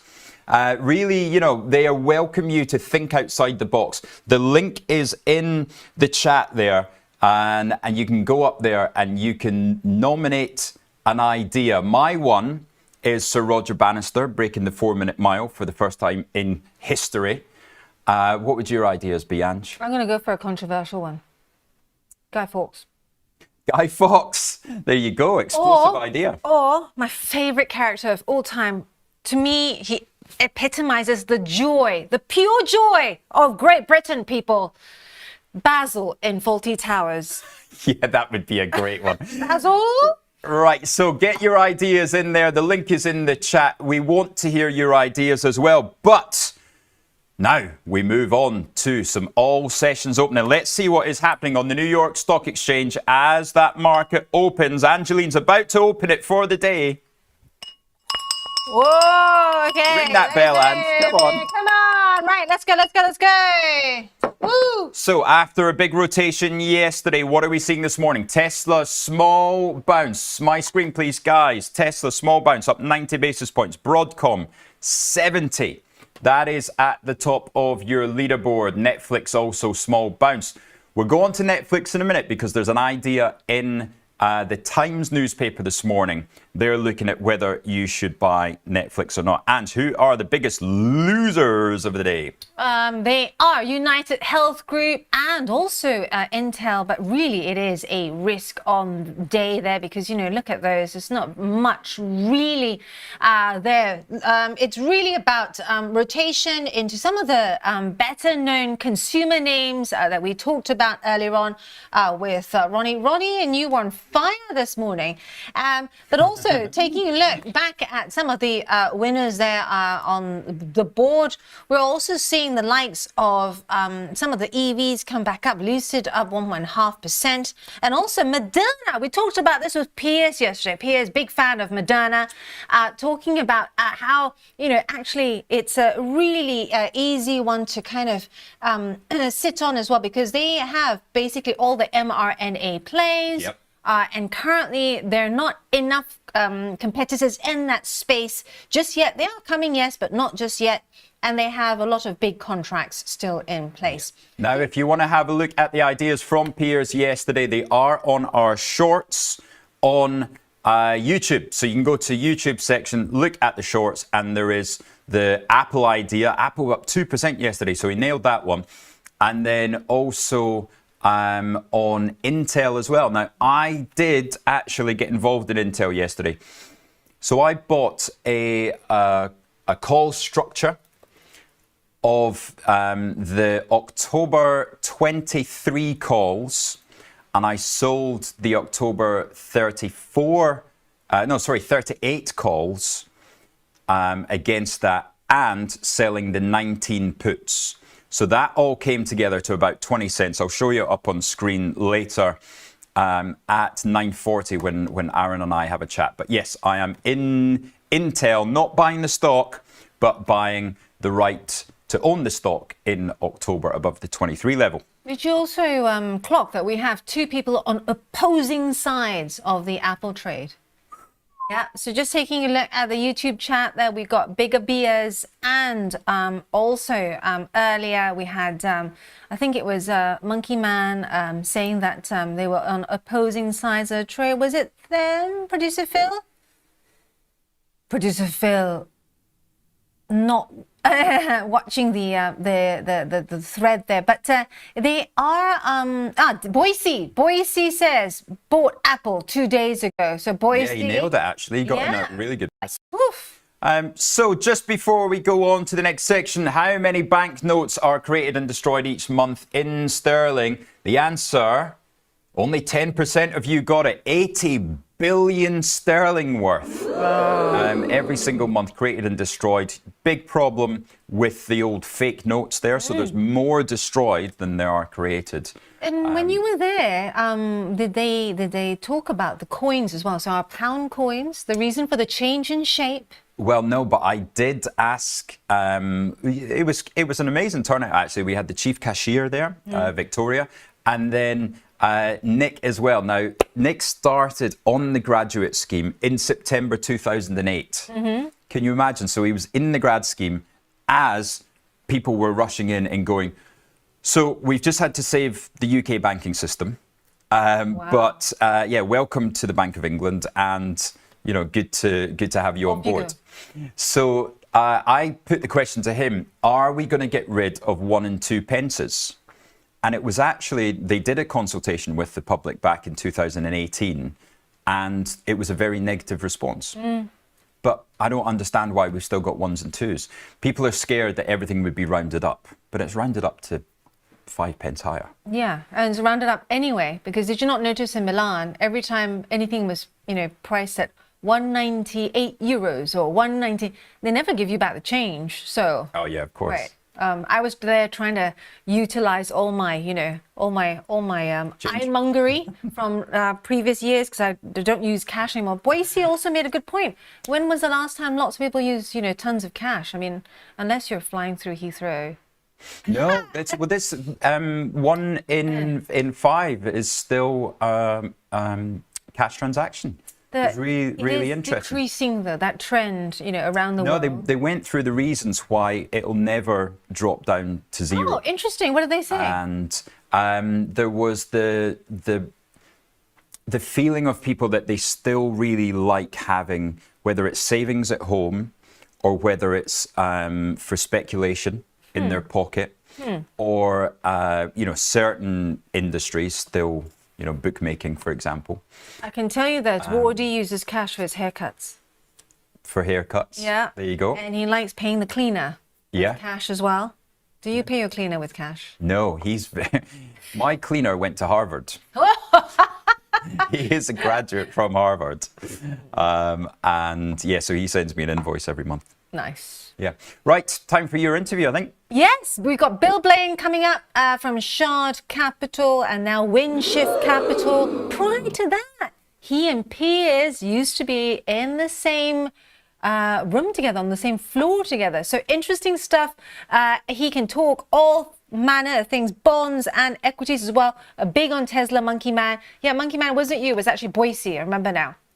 But also, give us any questions you have on EVs, on retail stocks. He also does that. So he is coming up right after this.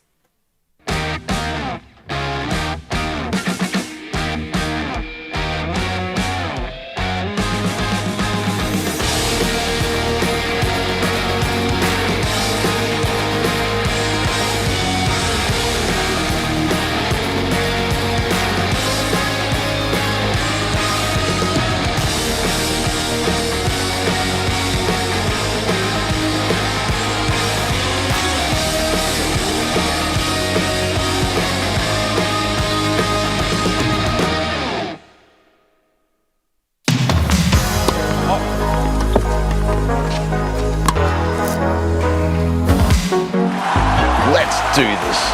Hello, Pat Cash. So guys, I've always been known to be the fastest, fittest, mentally the toughest, but the cash returns. That's something else. Watch and learn.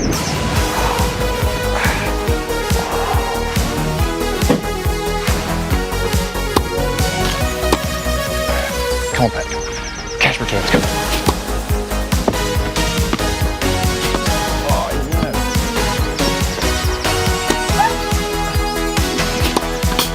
Hey guys, where are you going? You're not going to get better than cash returns.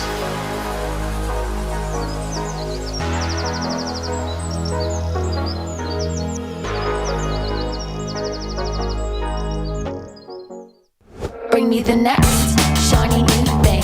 Bring me the next shiny new thing. Bring me the next shiny new thing. Bring me the next.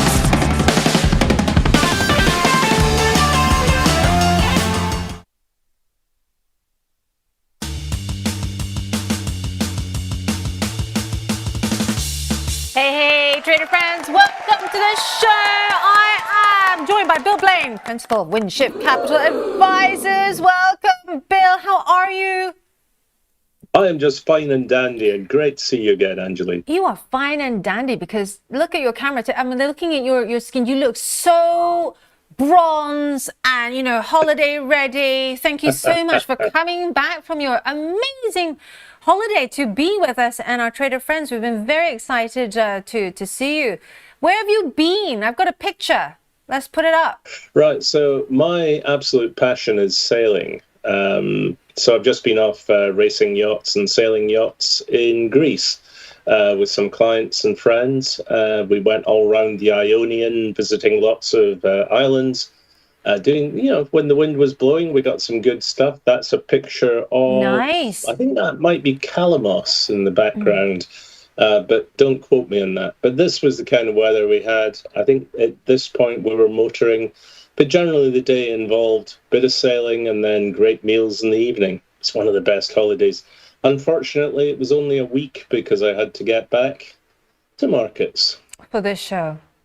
Thank you for coming Just back. for this show. There's nothing else I'm doing this now. Well, speaking of that, looking at the sunshine on that picture, we've had a lot of sun here, but I'm loving your quote. For those of you that don't know, Bill has a Blaine's morning porridge newsletter to all his clients, and you started off with, it made me giggle, Scotsmen are seldom mistaken for a ray of sunshine. This epitome of the markets? Yeah, so the thing is, I'm a Scotsman, obviously. I'm and a grumpy dour Scotsman. You perma-bear you ever since I've known you? No, I'm not No, that's very unfair. I am not a perma-bear. I'm trying to trigger you. I'm a bond guy. And there are two types of people in the market. There are equity guys who tend to be optimistic and happy to believe whatever the narrative is. And then there are bond guys, and we tend to be pessimists. And when someone tells us a narrative story, we tend to question it.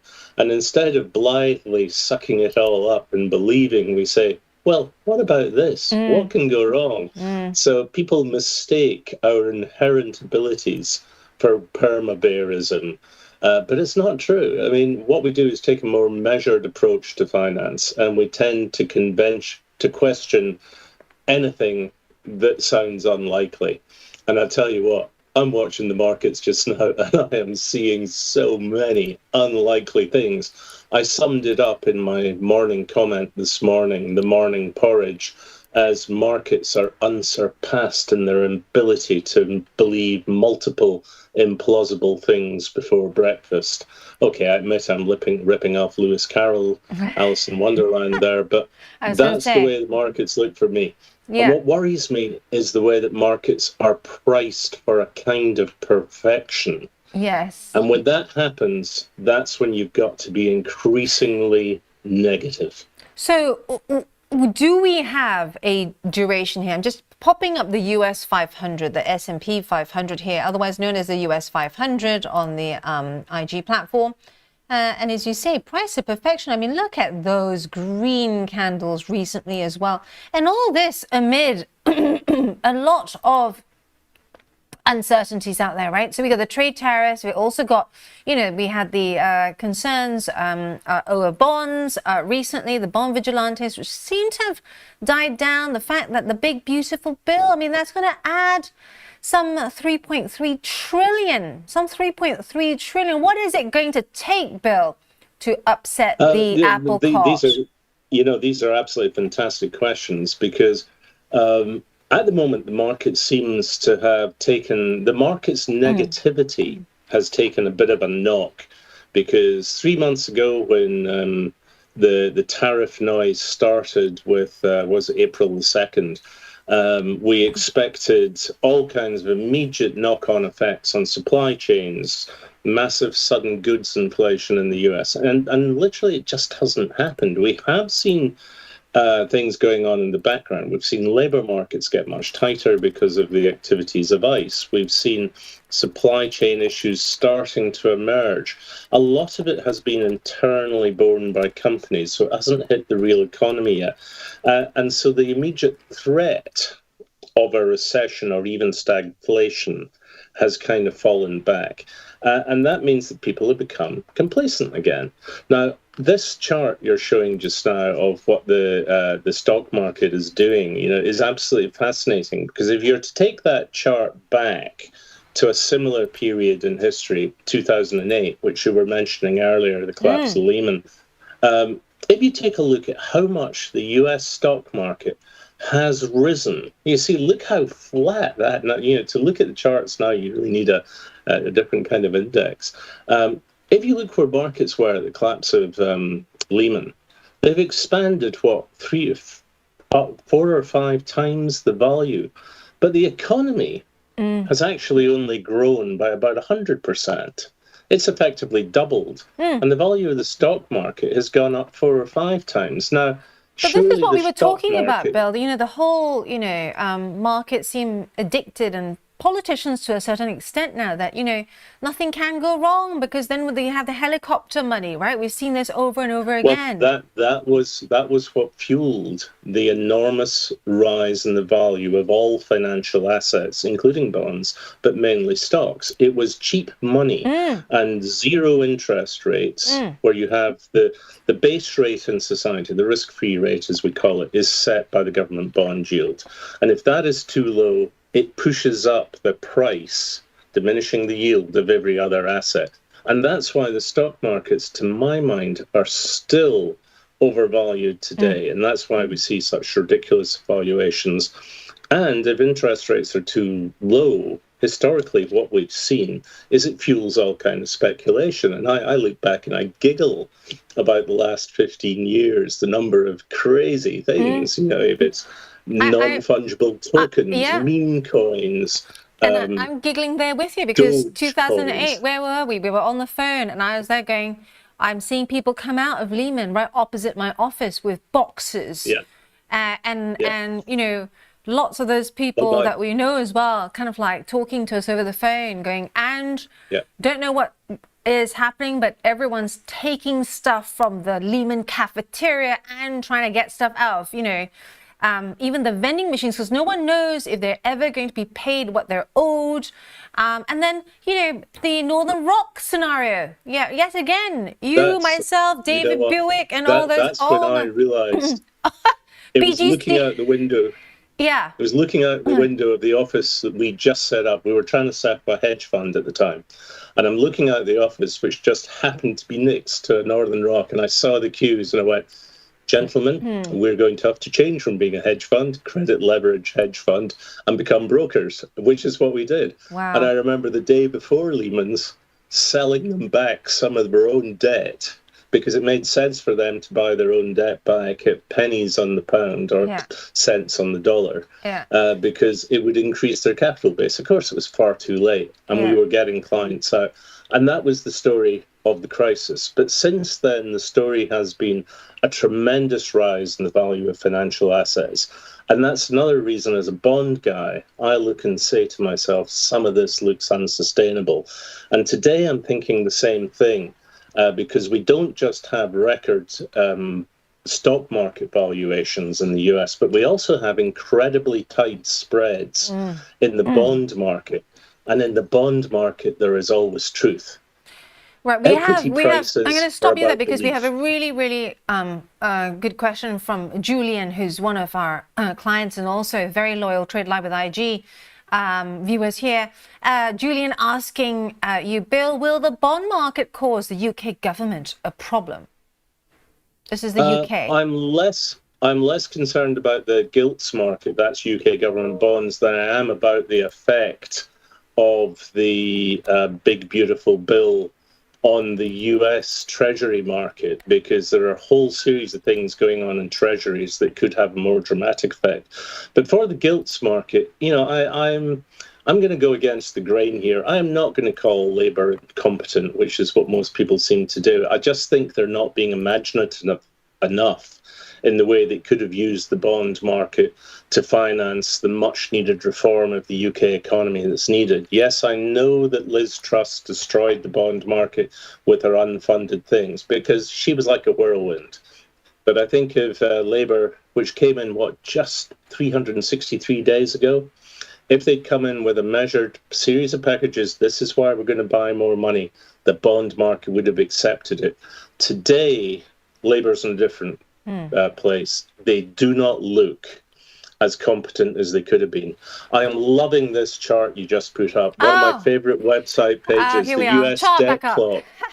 Do not ever look at that page. Yes, if you are trying to have a nice day, do not look at this page, because you know what? These numbers are going to start spinning even faster as a result of the US debt clock. Somewhere on this chart is the amount of money that Doge saved in US spending. And it's tiny. It's insignificant. Tiny compared to how much is going to be added on, right? Yeah, and I think that is going to be a real crisis. It's not just that people are going to think, wow, the US deficit is getting out of control. Yeah, we know that. But if the US was competently managed and you had competent politics, we could probably accept that. But what's happening alongside that is we do have de-dollarization gradually going on. And what happens is every time you do a trade, you pay for whatever the commodity is in dollars. That dollar amount goes into your bank and they buy US treasuries with it. But when people start trading in renminbi or other currencies, the dollar's no longer there. So that's less money going into the US Treasury market. And people start doing their own thing. That means there's less foreign demand for US Treasuries. Now, I'm not really concerned about the fact that the UK, believe it or not, is now the biggest single holder of US Treasury bonds. That's because so many of them are held here by funds for various reasons. But when big countries like China and others stop buying treasuries, you got to wonder who is going to fund the US deficit. And that means that rates probably have to start rising. There's been a lot of concern of that, as you said earlier, Angeline, about the bond vigilantes. And I suspect this is not going to go away. The big thing the market is talking about today is Jerome Powell saying yesterday at the Sintra ECB meeting that he expects to be able to cut rates once it's become clear what the tariff taco noise did to the market. But I suspect he's going to be more concerned about who's going to turn up to buy US bonds at the next auction and the one after that and the one after that as inflation starts to rise and puts investors off. Which leads me to, the key question here that smart investors are asking, when is the penny going to drop? Because we have, so many market watchers and investors and traders, who understand the importance of what the signals are coming from the bond markets. But yet again, we keep seeing markets, especially indices, continue to rise, almost like shrugging off, right? Shrugging off the bond vigilantes, shrugging off geopolitics. We've seen Iran, Israel.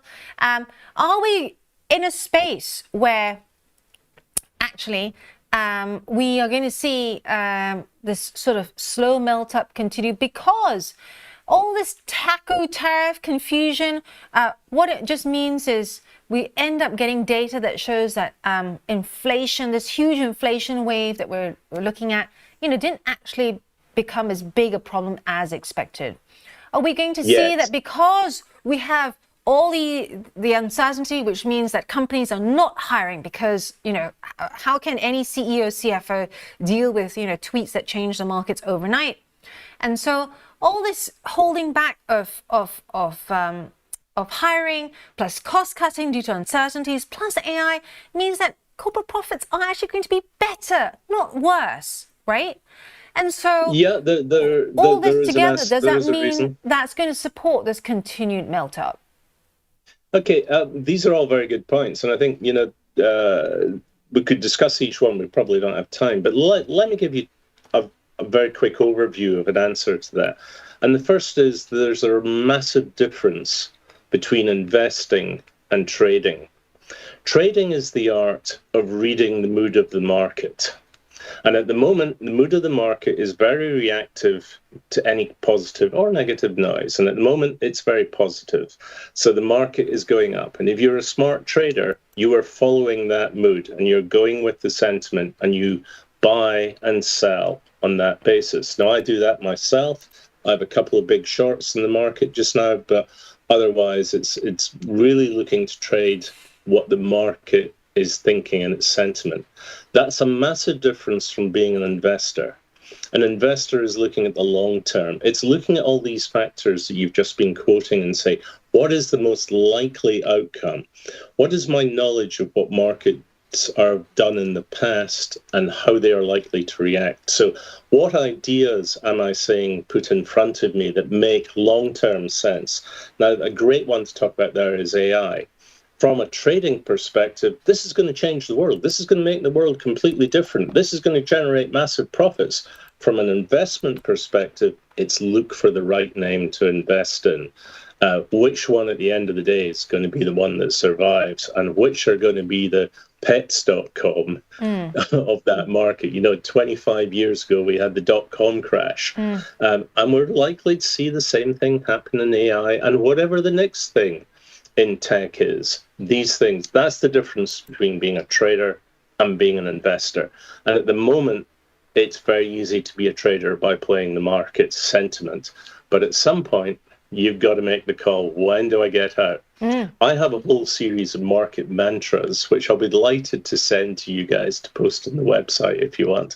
Yeah, but it's things like, you've got to understand, rule one is that the market only has one and one objective only, and that is to inflict the maximum amount of pain on the maximum number of participants. So that's mantra number one. But mantra number two is, market mantra number two is, things are never as bad as you fear, but seldom as good as you expect.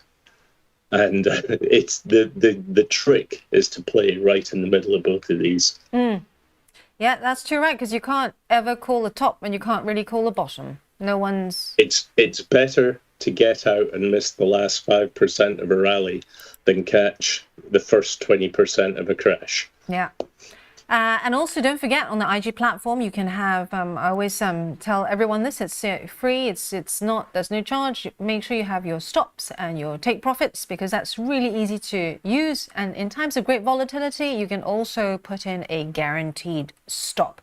Having a look across the board, I'm just looking at some of the big moves as well, checking in on Tesla, because all sessions, it has had a bit of a recovery, not much, so it has been said up 1% there.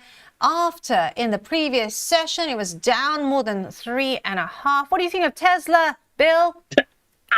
And triggering you again? Tesla is my proof that markets are stupid. You know, this is not based on the cars, right? Tesla's not based on cars anymore. Back. I tell you what, take the chart back to the US election.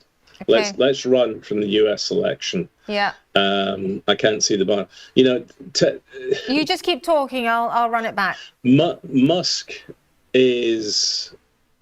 I've read so much about Musk. There's a great book about him, about hubris. You name it. But Musk just keeps surprising. Let's be blunt. Tesla is finished.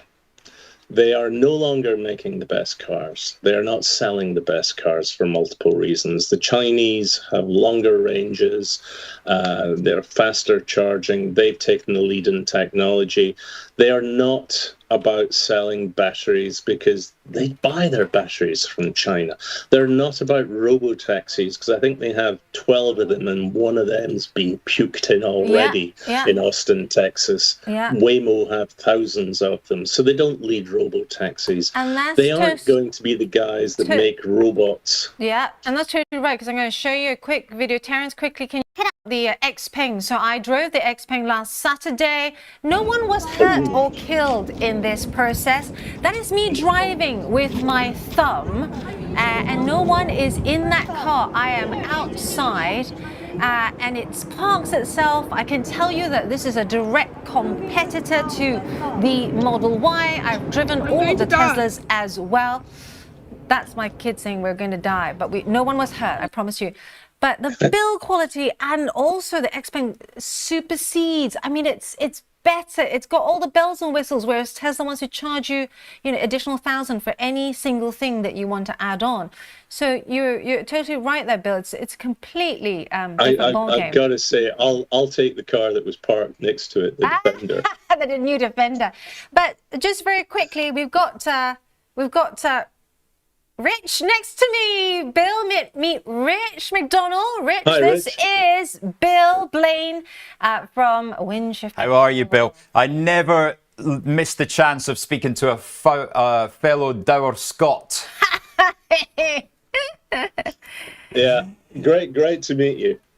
And you as well. So Bill, I had to come in and get involved because you are definitely speaking my language. I'm glad that you love that website at all with all the flashing numbers. It reminds me when we just love it. We used to play the bandit in the pubs as kids with all the flashing lights. Yeah. Well, no. By the way, I still go up to Scotland a lot. My old university, Harriet Watt, saw fit to make me an honorary professor of economics. And I've got to say, going up and lecturing to the postgraduate course on investment management is the most satisfying thing I do. Gives me the chance to go back to my hometown of Edinburgh and go and see all the other denizens of the Charlotte Square mafia. You know, I think it's the third biggest investment centre in Europe. Great people, great fun to be there. But I would leave you all with this thought that whatever you think you're seeing in the stock markets, keep a very close eye on the bond markets. But there are things going on that worry me in bond markets. It will not be a massive collapse because countries don't go bust. Yes, I know William Rhodes got that wrong years ago for Citicorp. But the US is not about to default or go bust unless Donald Trump does something particularly stupid, which is not a zero risk. Where I'm more interested is how the bond markets are evolving. And that's why I think I mentioned in my morning porridge comment this morning, I talk about how Meta, the old Facebook, is raising $29 billion from the private capital markets rather than going to the public debt markets. Now, why is that? I think it's because Zuckerberg has realized that finance has changed. It's no longer about investment banks.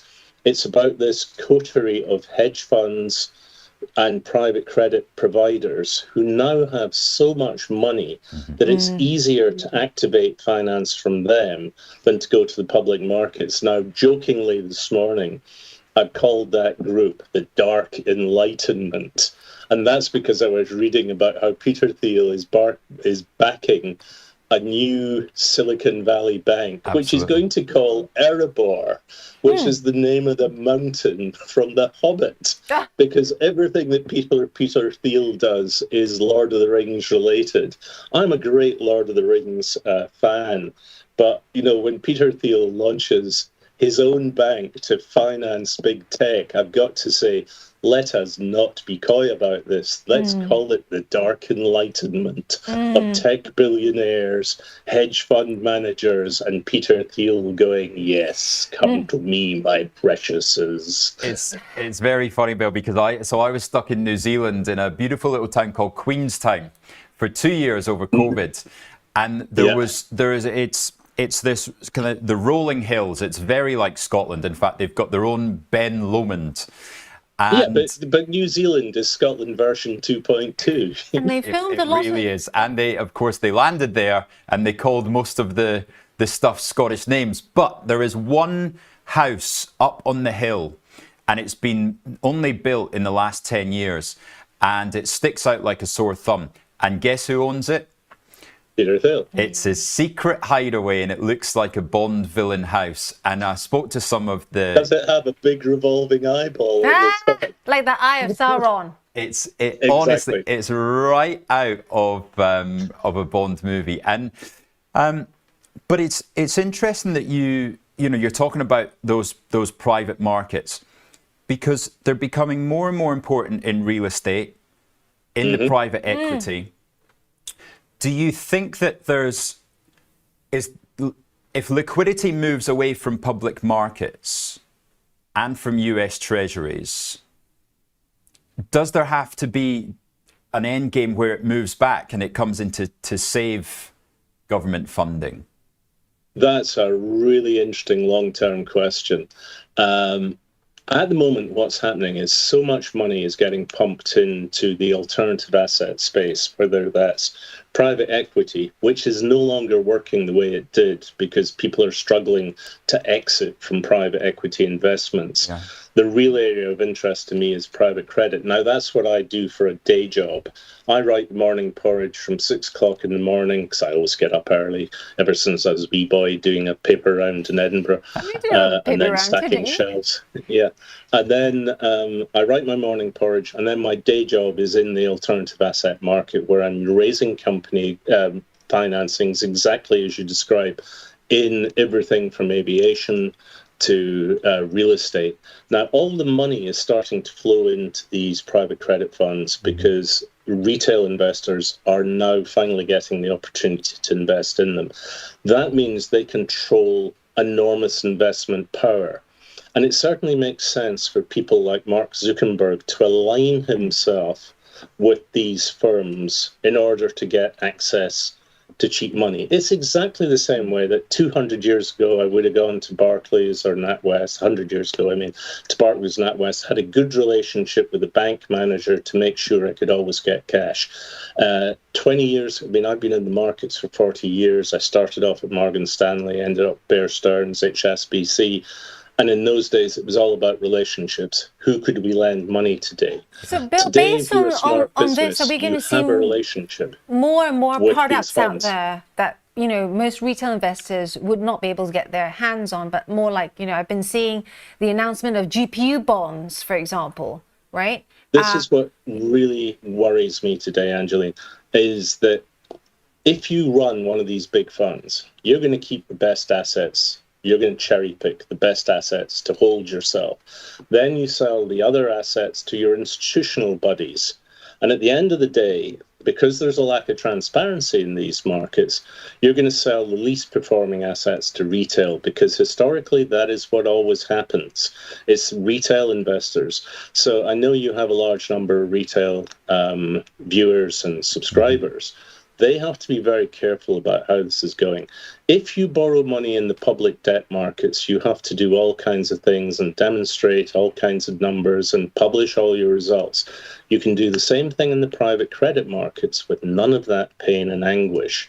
Now, I don't think that the big funds, the Apollos, the BlackRocks who are getting into this, and PIMCOs and all the other Carlyles, you name them, they are actually where the smartest, brightest, and most receptive people in finance are today. Yeah. You're not going to find them at Morgan Stanley or Goldman Sachs. That's where the smart people are. They are creating better finance. I don't really believe they're all minions of the Dark Lord, Peter Thiel, Sauron. But you know, it's just another evolution of the market. And it's certainly one I think you have to keep a very close eye on. Yeah. Great. Bill, final question, please, if you've got a couple of minutes. What is the trigger, right? We both have the view on the S&P 6,200. We're in complacency, possibly entering into fantasy land if we get up to 6,400. What's the trigger that we have to watch for? Is it the jobs market? Is it 30-year bond yield? What's going to be that Northern Rock Bear Stearns moment? Yeah. And the when subprime bonds, the first one to go was it AIG? No, what? No, there've been so many. When I go skiing, I've still got a jacket that says Bernie Madoff Corp on the back of it. I'm keeping it forever. What's going to be the catalyst? What's going to be the catalyst for this? I don't think, it's impossible to predict the no-see-em. That's what I call the black, because black swans do actually exist, but it's the black swan event. In Adelaide. Something you thought would never happen. Yeah, they've actually got them in a river near us. They, as well now, they've migrated and taken over Hamble. But the catalyst, I think, is going to be a succession of things, and it's going to be exactly as you said. It's going to be the payrolls numbers. It's going to be inflation is the one I'm particularly watching. Right. I'm looking at the effects of TACO tariffs have been delayed, but they are still going to be significant. It could be a geopolitical event, although I actually feel, and this will surprise anyone who knows me, I'm beginning to see a sort of common sense in much of what Donald Trump is actually doing. He does see the requirement to completely change the US economy. And I don't think we gave him enough credit for that before. Unfortunately, what he wants to change the economy into is not going to work. So I'm going to give you a wild idea for what that no-see-em moment is going to be. And it's going to be around us today. I'm supposed to be in London today. I'm supposed to be doing a series of meetings, but you can see I'm sitting in my home office. And the reason for that is it's too damn hot up in London. It's no fun at all trying to, and when I'm up in London 2 or 3 times a week, I'm jumping in and out of tubes because it's easier than faster than getting a taxi. It's no fun going up and down London in a heat wave, especially when it's full of tourists. I've just come back from Greece, where the temperatures actually were much lower than they were in other parts of Europe. A friend is at Sintra at the moment, and she's telling me it's 48 degrees. I've just been sent a picture from one of my mates in Chamonix, because one of my other passions is skiing, and there's a massive hole has appeared in the glacier above Chamonix. Now, these things are all indicative that temperature is changing. What Trump is doing is he's trying to take the US back to a previous era, and that isn't going to work. I think Biden actually had it right with the massive investment into renewables. Maybe they won't solve the world's problems, but they're a better direction to do. So my moment of catalyzation, as you put it, Angeline, is going to be a whole series of climate events starting to mount and mount and mount alongside all the other economic pieces of data that come in. And they're going to start to put the living fear of God in us that we're heading down the wrong path. Bill, I completely agree with you, because more than 10 years ago, I was in a room with lots of politicians who will not be named. And one of the key reasons why the UK and the rest of Europe haven't attacked Russia after what it's done to Ukraine is because 50 years or so, even like maybe if things start getting much worse on the climate front, at some point, Russia and Ukraine are going to be, if not already, the main breadbasket of Europe. Yeah. Europeans know this. The ECB have meetings about this. They have maps. Everyone knows on our trader friends here, I love a map. And the crux of the matter is Spain, Italy, where Rich has just come back from Milan, so have I. It's not going to be feasible for them to grow the crops that they're used to growing anymore. And so I agree, this is a really big problem. The Americans are not going to feel it because guess what? They're all going from air-conditioned cars to air-conditioned buildings. And guess why they want Canada? Yeah. Yeah. The breadbasket North America. Exactly. Look, these are all things that are going to come up. My big fear is in 20 or 30 years' time, there'll be a statue of Ed Miliband as a visionary. But the great thing is, Bill, that governments are prepared for this because they've managed to get their budgets back into balance. They've brought their debts down. So just in case there is a rainy day... we just jumped into a parallel universe there. They've prepared so well that, they've got the debt right down. So when there are global events like, all these geopolitical... Send me a quarter an ounce of whatever you're smoking. He's not sharing it. I keep asking. The boom and bust. Are we in the boom right now? Is the bust This next? is actually, you're actually talking about a very serious issue here, which is politics. Politics, to my mind, are really important for markets. And at the moment, we have a real crisis in politics because politicians have very, very difficult decisions to make because they're realizing that they're running up on debt barriers and they are seeing their tax bases starting to tumble. They are terrified of fair tax, which would mean absolutely squeezing the rich till the pips squeaked. Now, I think that's going to have to happen. It's fascinating that on the Labour side, you've got guys like Liam Byrne, who I think is a smart, clever economist. He's saying these things that we're going to have to start taxing ridiculous. And the whole market has a smile on its face, like you were saying, how dare they even contemplate taking my money away from me to pay these poor people who don't do enough to make themselves wealthier. We need to change. There is a strand in politics of libertarianism, which I think is associated with this dark enlightenment, but also crypto. And you can see it also in populism. Donald Trump is so successful because he has spotted the opportunity for populism in the States. And I think he truly does believe he's doing the right thing for his MAGA supporters. What concerns me is it's been hijacked by this libertarian string, of which J.D. Vance is very much part as well. What's happening in the UK worries me even more. We saw 14 years of, let's be brutally honest, and I'm a Tory voter, of 14 years of Tory incompetence, and it was embarrassing and humiliating. And then we're seeing Labour come in and, I said at a conference recently that the best ever Conservative government we've had in the UK was under Tony Blair. I was hoping it was going to be under Keir Starmer.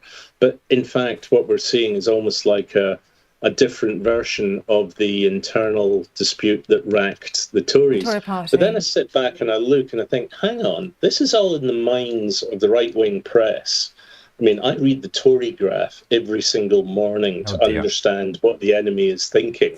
I love reading Alison Pearson because she's just so over the top in her vitriolic, unwarranted hatred of these poor people from Labour who actually care about the environment, poor people, disabled people and all this. How very dare they? I mean, it is absolutely shocking. But the problem is we have such polarised politics that it opens the door to people like Farage. Now, I've met Nigel Farage. He's a charmer. He's a very interesting fellow, but he has zero policies and he's got zero skill sets that he could bring to the table. Yet you have people like Rod Stewart saying, oh, give the guy a chance. What? To make an even worse job with the economy? Please help me. I really do think that this is all coming together at a terrible time because there's a big theory in economics called the Kondratiev wave. And that says that the world changes every 60 years. And every 120 years, 2K waves, you get a change in the global hegemon. That's clearly happening just now. America is no longer going to be the most powerful nation in the world. It might remain very important. I'm sure it will, because it's got a great economy, it's got great military, but something's going to replace it. So and at that period of uncertain change, we've got terrible politics, and that leads to big questions about democracy. And without democracy, capitalism doesn't work. So, Bill, what do you say to those who are watching right now, who are, long S&P, long Nasdaq, long Dow Industrials? What would you say to them? What kind of duration are we looking at? You talk about the Kondratiev cycle, but where exactly are we? Okay, so two things. First of all, subscribe for themorningporridge.com. That'll tell you what you should be thinking about the market. And the second thing is to remember my second market mantra: things are never as bad as we fear, but never as good as we hope.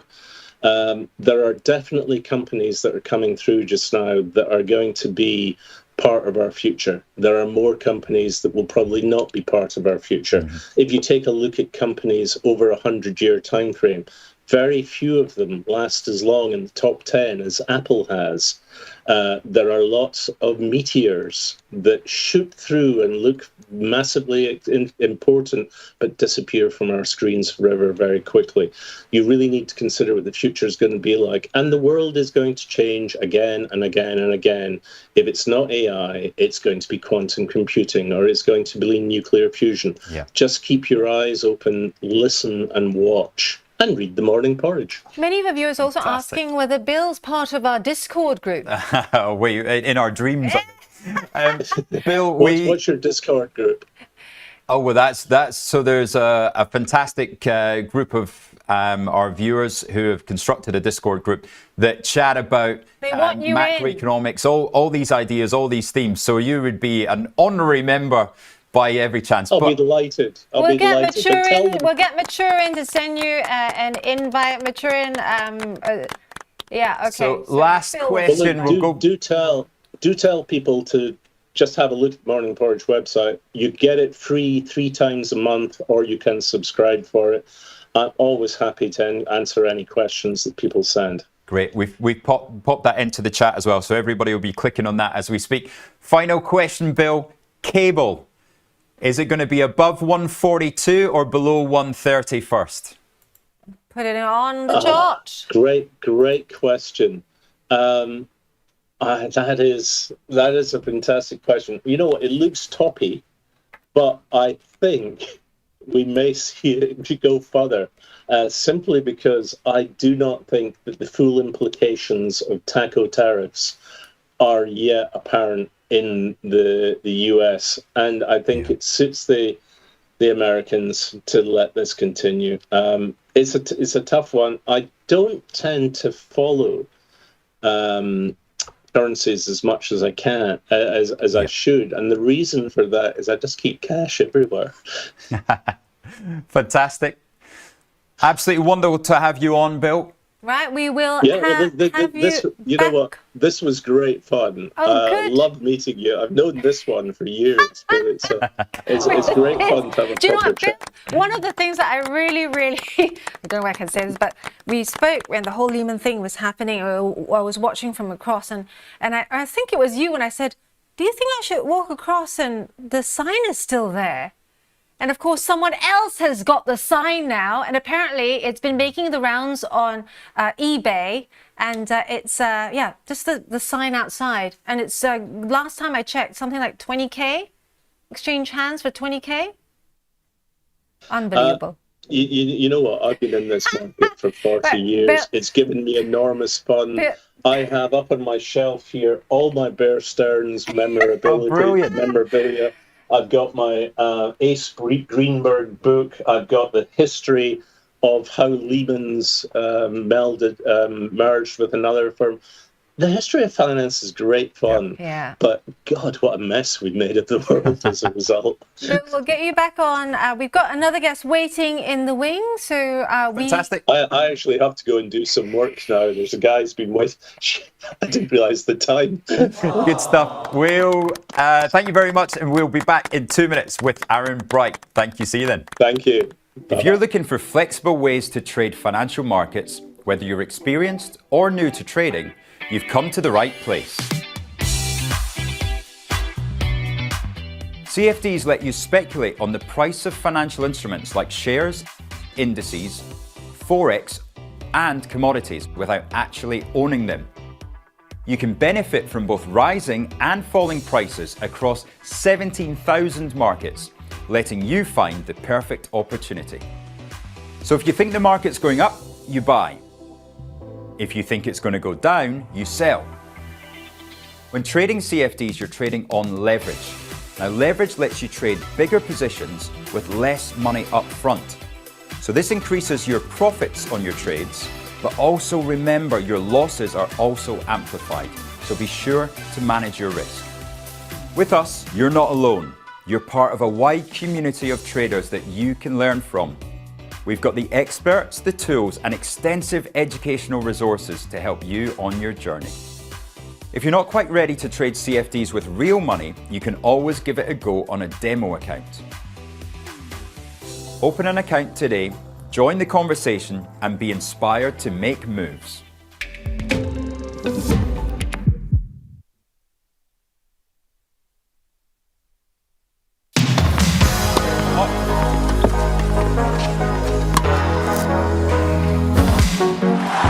Let's do this. Hello, Pat Cash. So guys, I've always been known to be the fastest, the fittest, mentally the toughest, but the cash returns. That's something else. Watch and learn.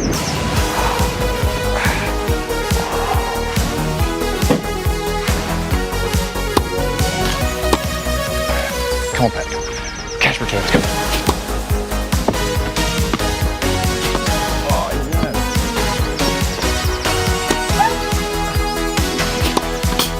Hey guys, where are you going? You're not going to get better than cash returns.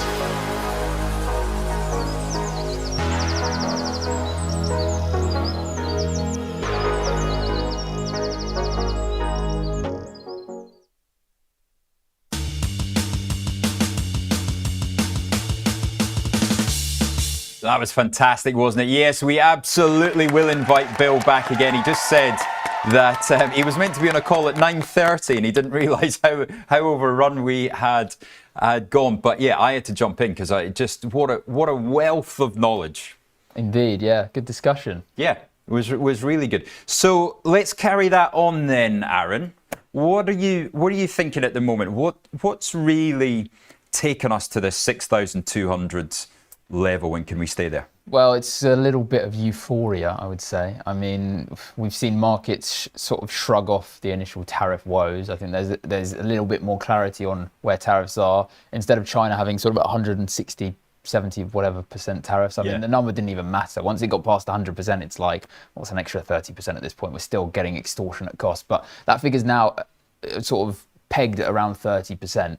Not 100% clear on where that's going to be, but we've got, some planning is in the pipeline, in the sense that we can plan for, or the American companies can plan for sort of 90 days, and they know where they are at tariffs. So that's, I'd say, the primary reason. Well, that's a week today, right? Exactly. So, that's markets are probably going to sort of look at that and see, well, we saw that Trump was quite quick to reverse things the first time if markets throw a bit of a tantrum, particularly the bond market, equity markets, and businesses come out and sort of ring him up and say, what are you doing? So we know that the policy can be quite erratic. So that's why we, even if there is this sort of re-emergence of tariffs, we might see a bit of a whipsaw in markets and a sell-off, and then potentially another rally if it gets sorted again. Can there be another rally from here? So Iran, Israel, is that done?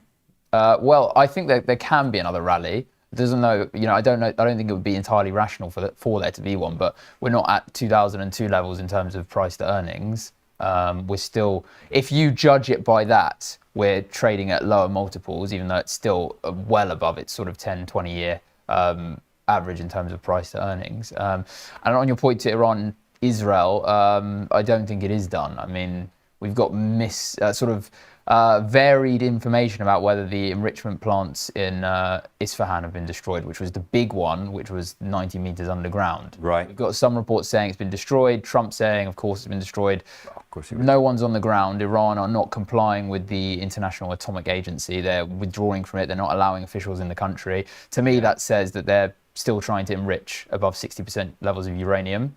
I wouldn't be surprised if they were preempting a strike and were beginning to remove potentially enriched uranium. But obviously, it still could have been destroyed. So the lack of clarity suggests that it's something to keep your eye on. And it's like when they thought they got Bin Laden back in 2003, 2004. Yeah, exactly. And there was that one chance to do it, and they botched it, and therefore it was 8 years later. I mean, it will be absolutely terrible for Trump to say, well, we've deployed our stealth bomber bunker busters and missed the target. And it's failed. You can't say that. No. So, I think initially the reaction was it's all been destroyed, but then more information is coming out to suggest that maybe only the top layer has been destroyed, the centrifuges could still be working, or the enriched uranium has been removed. Yeah. And, the reports were suggesting that they're quite near to sort of weapons grade level. And if they attach that on a warhead, then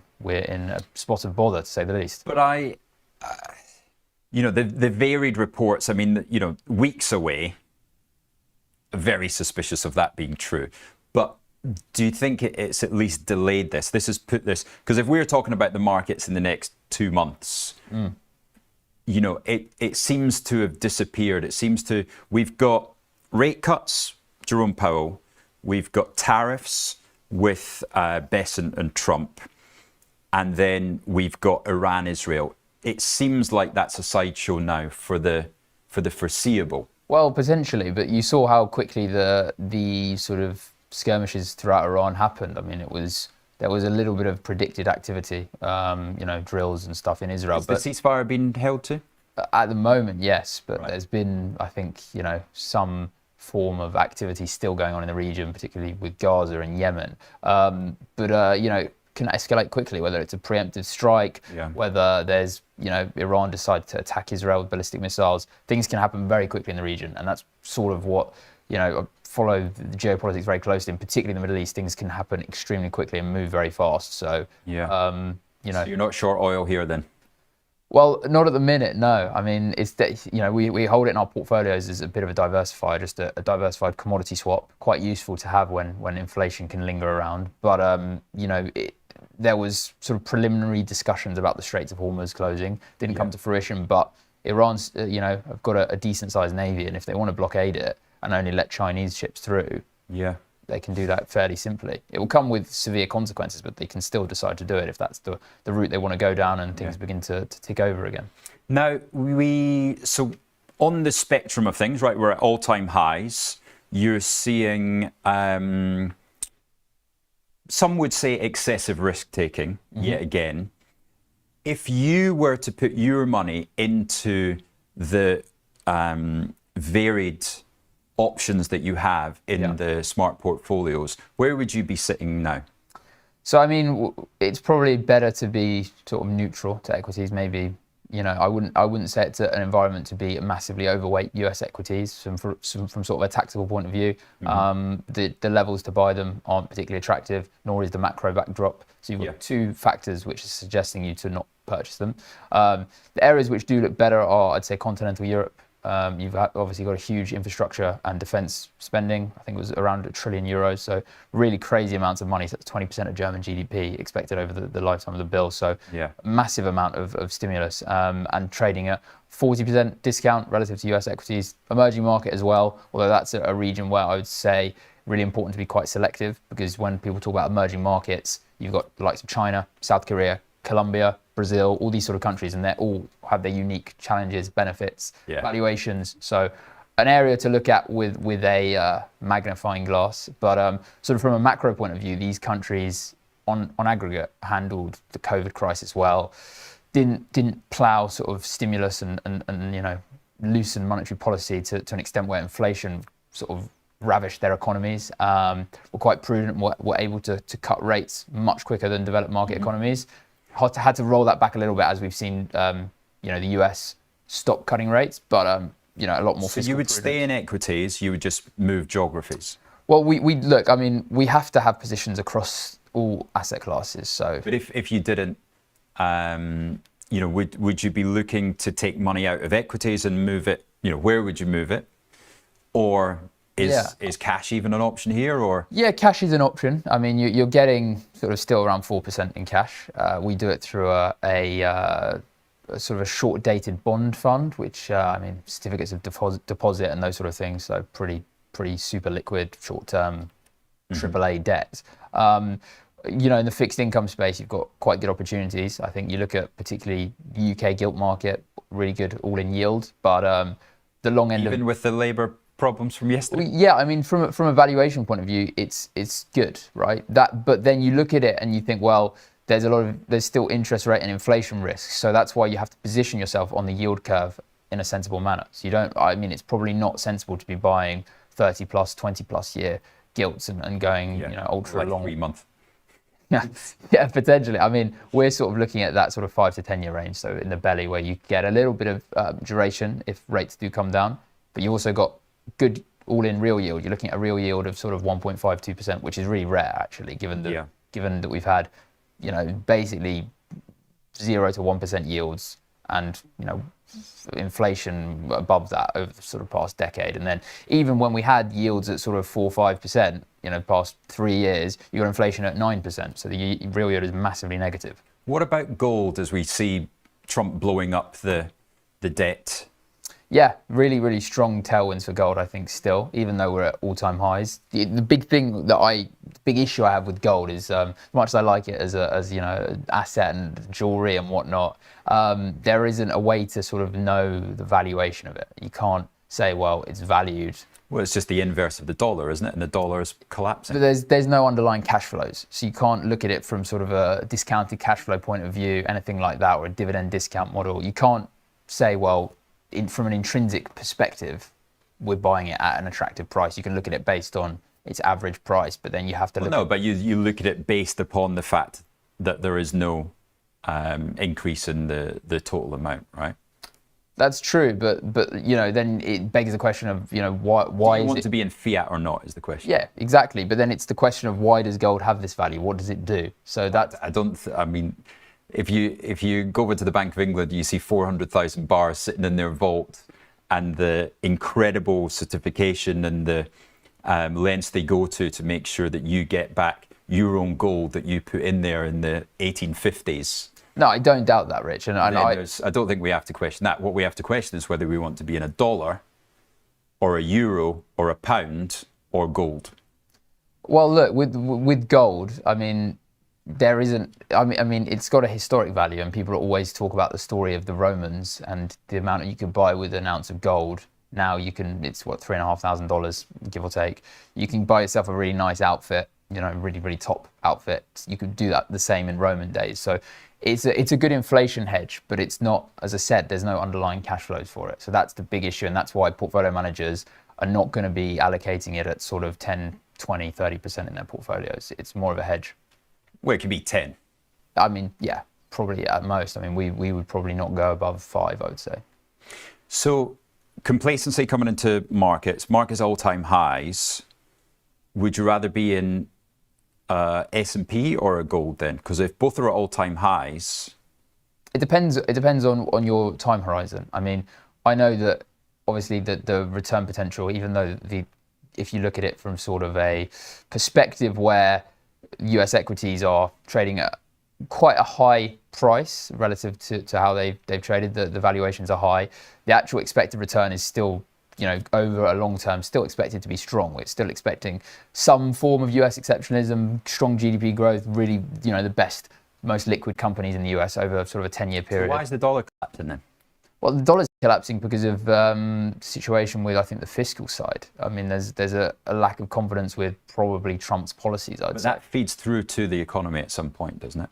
Yeah, I mean, potentially. If I mean, that's the whole argument, the tariffs thing. That's why you saw the Liberation Day sell-off. You've got to pay 150% more for your goods that you import from China.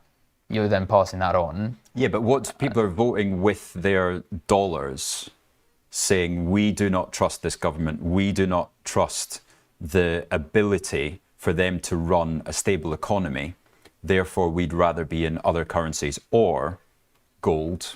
Well, you've also got the argument as well, Rich, that the dollar was exceptionally strong coming into the year. So you're also looking at the fact that it's strong, you've got all these headwinds, that it was, it kind of makes sense that it was selling off. It's not like the dollar was sort of at its average valuation and then it's just massively tanked. It sort of is mean reverting to an extent, I would say. Right. So you think that continues? Well, we're certainly, hedging a fair amount of our exposure in our portfolios. Our dollar-denominated exposure is being hedged back to sterling and we've been doing that. Even at these levels? Yeah, I mean, it's part of our sort of mandate to do that. But yeah, we are. Yeah, I mean, currency risk is always a huge thing for portfolios, and we've seen quite exceptional movements in the dollar and also obviously sterling the past few years. So. Yeah. Look, as much as as I always say, we like to make massive returns on the upside, downside protection is so important as a portfolio manager or a strategist or, any sort of role where you're looking at making investment decisions. Yeah. I mean, this is when you're seeing crazy things like Vodafone's outperformed the S&P by 25% this year. Crazy stuff. Miracles do happen for you. Yes. Right, good stuff. Well, that is us. 10:07. My goodness me, we're going to talk all day. Thank you so much for joining us today. That was a wonderful show, especially the questions around when we're at all-time highs. What should you be doing with your money? But we know here that Aaron likes cash. What would you put on a banknote if you could create your own banknote, Aaron? What would I put on it? So the Bank of England has given you the chance to you can put your face on it if you like. I don't have that big an ego, Rich. Anything in British history or around the UK that you could put on a banknote. Bank of England's given you the chance. Well, I mean, I'm going to actually have to revert to an old banknote here because this is my economics teacher. First lesson of economics I ever had. My form tutor actually was my economics teacher in sixth form, and she asked the class, "Does anyone have a £20 note?" And I actually happened to have one on me. Took it out, and it was the Division of Labour, Adam Smith's Division of Labour in manufacturing. So I've always liked that. That was on the old paper £20 note. So yeah, I'd bring back that old £20 note because it's whenever I used to look at it, I'd think of Economics 101 and sort of how I got into the industry. Great show.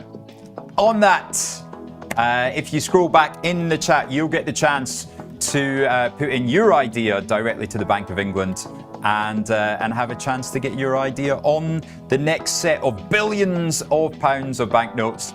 We'll be back tomorrow. Looking forward to seeing you then. Thank you.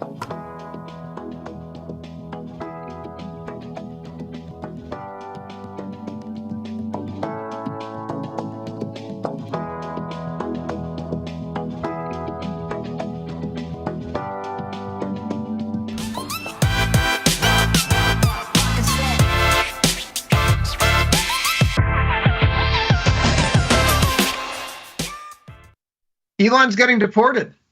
It's Tuesday, July 1st, 2025. This is Overtime. I'm your host, Chris Vecchio in New York, Ilya Spivak in San Francisco, Dylan Radigan in Milan, as we take you through the rest of this trading hour. Futures market closes at 5 Eastern, 4 Central. If you're on the platform, Tasty Trade. If you're on the website, tastylive.com. Thanks for joining us. Come over to YouTube. Tell us what you think of today's action. This divergence in stocks. We start off the second half of the year with small caps outperforming everything else. The Russell 2000 is your leader, up by 0.96%, trailed closely by your Dow Jones, up by 0.94. Not necessarily joking about Elon getting deported. Something I've talked about this morning, and as we go to our charts, we see that Tesla is our major underperformer on the session, dragging down the NASDAQ here, off 5.34%. Just another episode in idiosyncratic risk for one of the NASDAQ's bigger components. But regardless, it's a fairly quiet day here overall. Volumes are light, volatility is staying down. We did have some economic data this morning. JOLTS report for the month of May came out, and there were a lot more jobs than people anticipated. Bonds notes take a little bit of a dip lower over the course of the day following those figures, but I guess higher yields for the right reason. Metals keep surging, which is fairly typical for July and unfun for someone who recently got out of their gold long calls. We find ourselves looking at oil continuing to meander around and a dollar attempting to scratch and claw its way back with a minor doji candle today. Gentlemen, for all of the warts that the first half of the year had, the second half year starting off with an interesting start. We haven't seen small caps lead the way like this in some time. Although we are off the highs. It was a 2+% gain, 2.19% at the high. We're now only up by 0.97%. Ilya, what gives? Is this excitement over Trump's One Big Beautiful Bill Act that was passed by the Senate today, thanks to a J.D. Vance tie-breaking vote? I mean, I don't know if excitement is how I would put it. It certainly seems to suggest that there is a reshaping of U.S. fiscal priorities, because if you look at what gives us the kind of scratch on the S&P that we see, it's breaking out into Russell higher and NASDAQ lower. So it looks like there is a shift in the kind of things that the government is going to prioritize fiscally. I mean, obviously for small enterprises, tax cuts being made permanent is a good thing. For tech, the scrapping of EV mandates and sort of adjacent things is not. And frankly, the tax cuts don't really make or break their situation. They're not exactly known for massive outlays in this space. So we have a kind of wiggle here. I mean, I wouldn't make a whole lot of it. If you look at what the Russell is doing here, and I think you have it right on the screen here, we're sort of testing the underside of this congestion area, let's call it around 2200 to 23 and change, just under 2350. It's tempting to say that this, as you have it outlined here, is something of a head and shoulders, where you then have a significant climb that would be implied. It's tough to say that we've confirmed it because the neckline's kind of muddy. There's a bunch of stuff underneath that range where you have some long wicks, some different areas of congestion. So we're in an area of chop now, and so we'll see. But if sentiment gives way more broadly, this setup isn't going to matter. These nuances aren't going to matter. So if we're going to have a climb for risk, it'll happen everywhere. And if we're going to get a sell-off, it'll happen everywhere. I don't think these differences today are anything to extrapolate forward. Like, I wouldn't be putting on a long Russell, short NASDAQ spread here, let's say. I would be either making a bet on risk going up, on risk going down, or not making the bet, because it seems like a macro kind of an environment. In that sense, my bet is to obviously fade this, as we've talked about. I basically saw the risk reward as attractive, if nothing else, at the highs here. As we start a new quarter, we're at the highs. The market clearly seems to have fully kind of shed its sentiment hang-ups, but maybe not the growth ones. And I think that'll be the story for the second half of the year. But if I was going to lay out that kind of exposure to basically say the risk reward is better to short than not, it wouldn't be in Russell on a day like this. It'd be in NASDAQ and the S&P, which is where I'm at. Dylan, with this outperformance in small caps, one can't help but notice that it's something like regional banks driving us to the top side here, higher by 3.43%. Dylan, banks are up, home builders are up. We can look at something like industrials, which closed at a new all-time high today. Aren't these all good things? This is home builders is actually an interesting thing, which may have nothing to do with Washington and everything to do with the rolling back of CEQA provisions in California. Oh, well, we can talk about that glorious YIMBY development soon. But my favorite real estate anecdote is in Manhattan right now, where they made buy-side rental fees illegal. And the buy-side rental fee is 15% typically. And immediately all rents in Manhattan just went up 15% because now it's a sell-side fee. Yeah, so like my wife works in real estate, so the way this was worked out is, okay, so the landlord is going to pay the fee now to the broker directly instead of coming out from the renter. Right. Great. So what does the landlord do? You could negotiate the buy-side fee down, and now the buy-side fee, now it's actually better for the brokers because there's no negotiating on the buy side. Because it's fixed into the rent prices. Yeah. Just that's what's happened. But anyway, back to your little thesis here. I mean, I again, the economy is obviously relatively strong. The intermediate and short-term effects of the optimism, just the emotional momentum of the coming tax cuts for the rich, which is going to send all sorts of money flying into the market. I just think that the market is set up for lots of strength in the relatively near term, and I think one of the places that it goes obviously is real estate. So, it doesn't surprise me to see some performance there. It's I don't know if I have any tremendous insight, but it for sure is a situation where assets, real estate, stocks, crypto, I think all have a nice tailwind at the moment, and I think the only thing that it could stumble on would be some sort of material economic weakness, which is not apparent right now. It's not apparent right now, but I think that's actually the most important thing that we can consider for the second half of the year, because what's happened here in the first half is a fairly unique set of circumstances.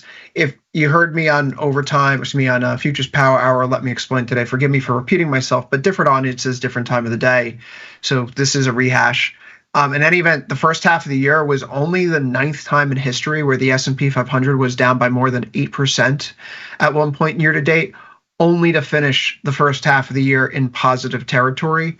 The other 8 times happened in 1957, 68, 78, 80, 90, 2003, 09, and 2016. And those years produced an average gain of 2% in the third quarter and 5.3% for the remainder of the second half. But the 2 times that you didn't see rallies there, right? So 6 of the 8 times previously, the market has gone up. But the 2 times where the market didn't rally in the second half of the year, 1957 and 1990, recessions were there in the second half of the year.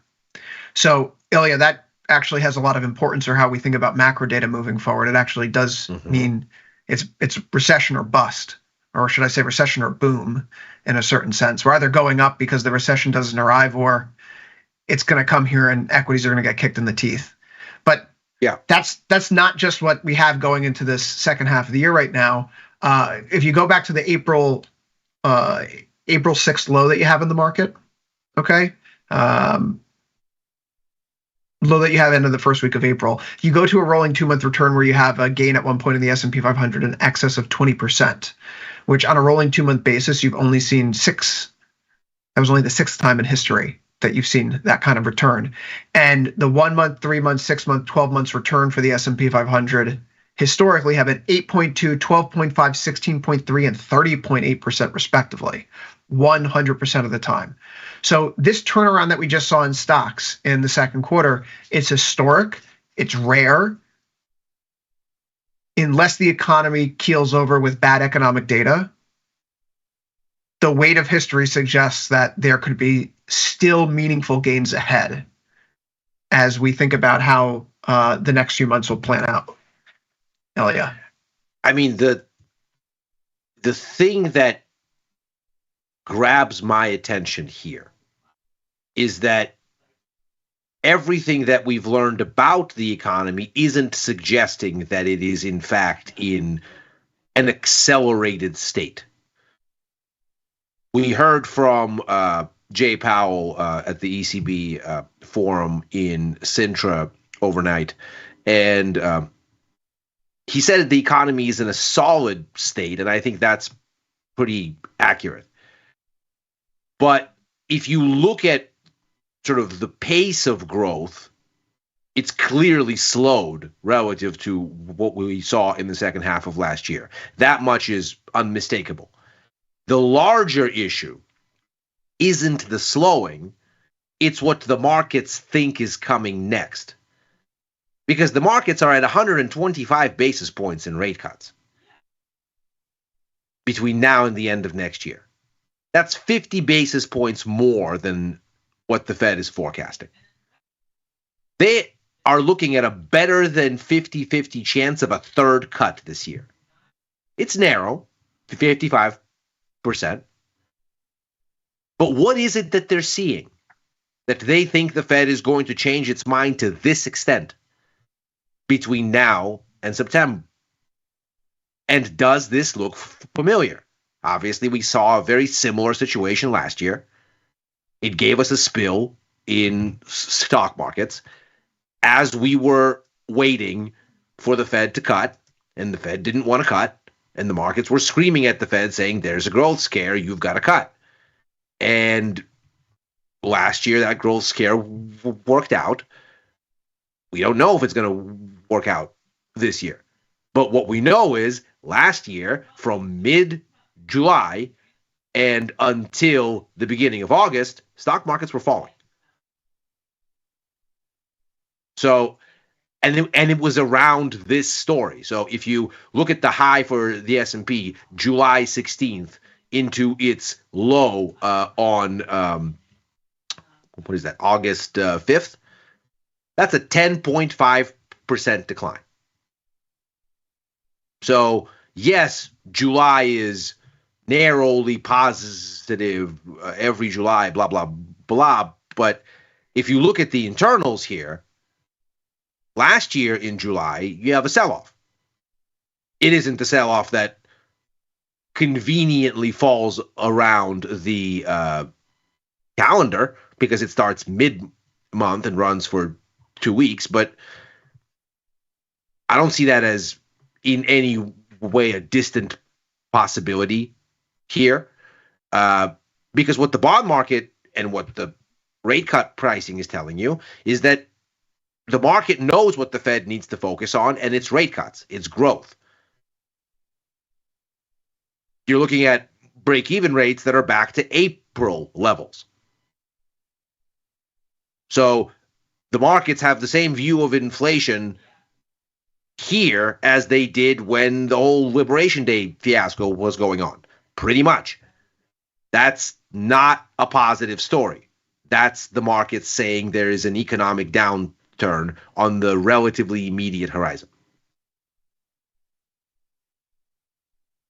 Dylan, you were talking about this economy running hot and Trump's big, beautiful bill. I obviously have a very dark way of looking at it if we're going to make it market oriented, but I'm curious about your take on everything you know about how it could impact stocks and the broader economy. No, I mean, I was just saying it in our discussion with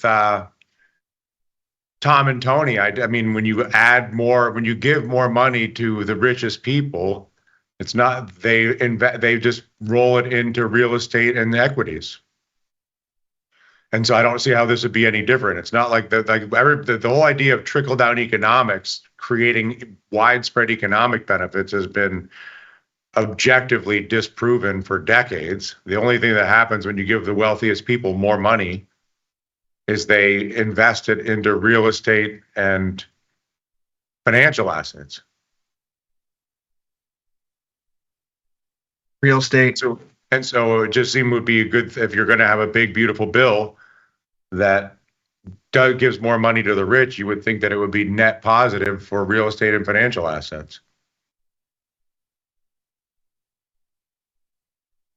Good for real estate financial assets. Yeah, it's one of the reasons why we had some of these REITs last week, which fell on Mamdani's primary victory in New York City. They've since started to bounce back. I mean, the Russell's performance today speaks to exactly what Dylan's talking about. Well, here's the thing. If we look at the one big, beautiful bill, there are substantial Medicaid funding cuts. We're not here to talk about the morality of them one way or the other. But the reality is that if Medicaid funding cuts ultimately do go through in the provisions that they've been passed, you're probably looking at healthcare providers in rural areas in red states getting hit particularly hard because those states don't tax their population to help pay the costs of those types of activities.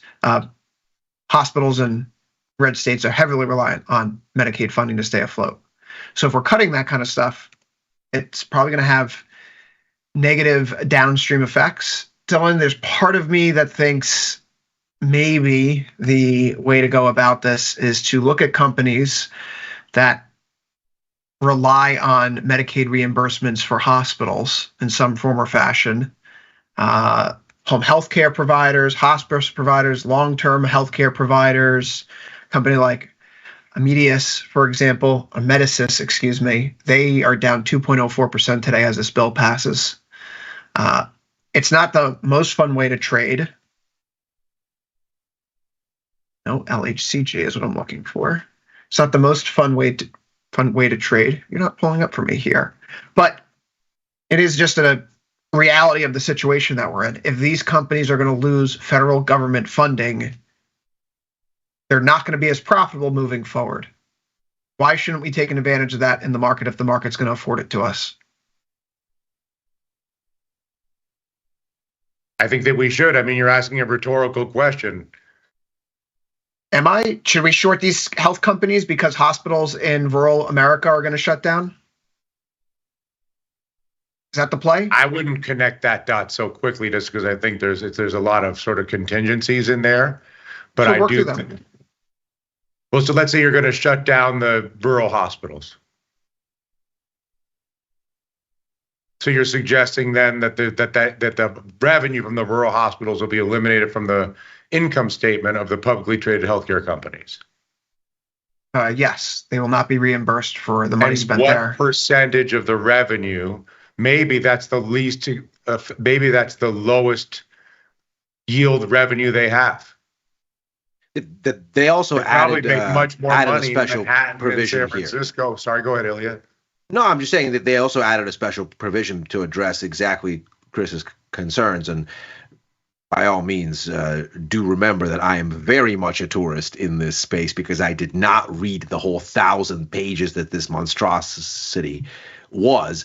But from what I'm reading, the concerns about rural hospitals are very much something that was on the front of people's minds. And to placate Alaska's Lisa Murkowski and get her to vote on this thing, they added a special provision in the bill with, if memory serves, a $50 billion fund specifically to help support rural hospitals. Do you hear how stupid that is? Do you hear how stupid that is? Yes.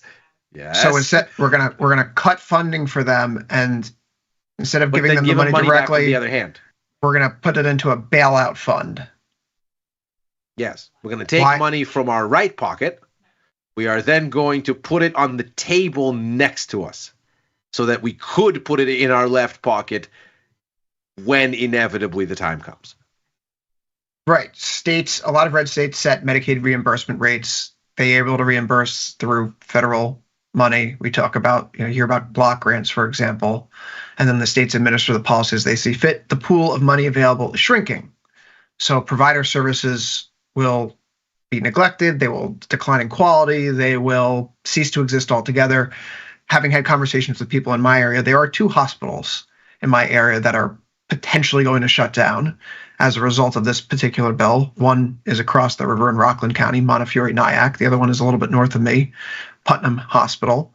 It won't impact me directly, although if hospitals are shutting down, like what about the one in the town over from me? That's probably going to see more people. Do I want more people going to a hospital in, say, October or November when my wife's due?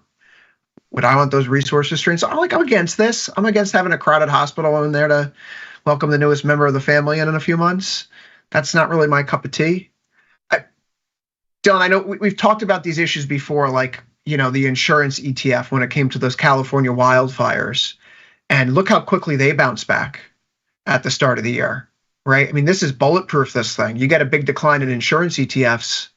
There's a structural advantage in here where you just can kind of sell the vol, sell the puts, and churn higher. It's almost the exact opposite scenario here now for a lot of these healthcare companies. They no longer have the support. It feels like they now have a ceiling over their head that's going to increasingly make life difficult here henceforth. They've lost their monopolistic ability because the till is now closing, for right or for wrong.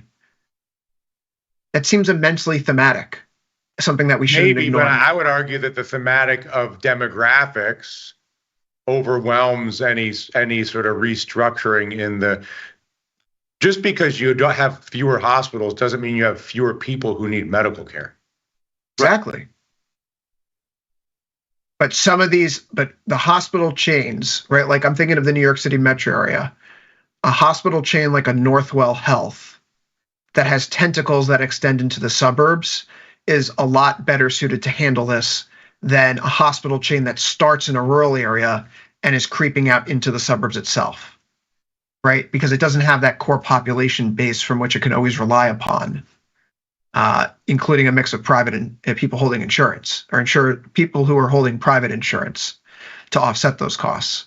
Well, you know what that sounds like? It sounds like consolidation and inflation.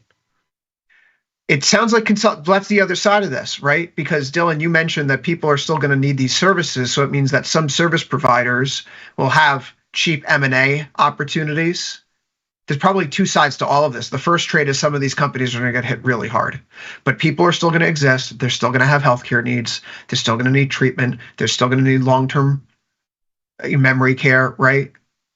And so that means the bigger companies that are able to survive without the Medicaid funding, you're actually provoking concentration within the industry. And you're then incentivizing a wave of M&A activity down the line.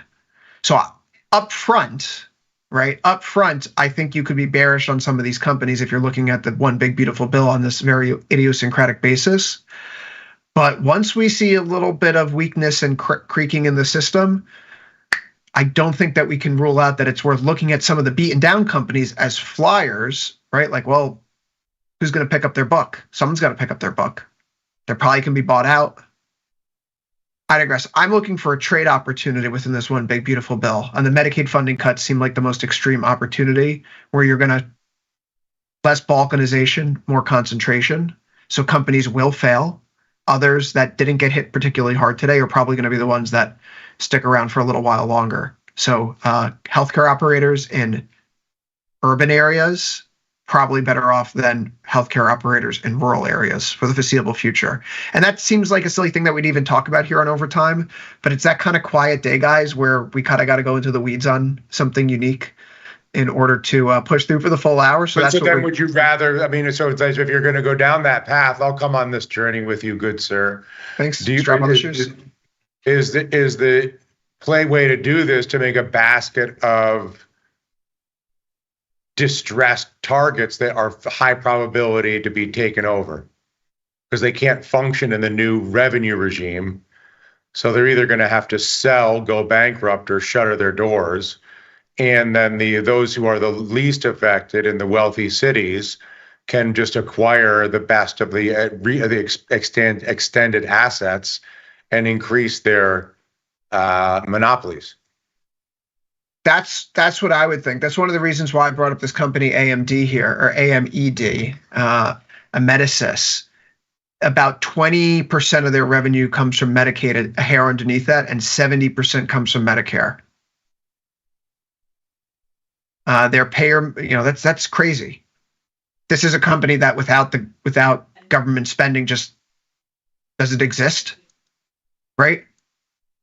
And we're seeing substantial funding cuts to something of this nature.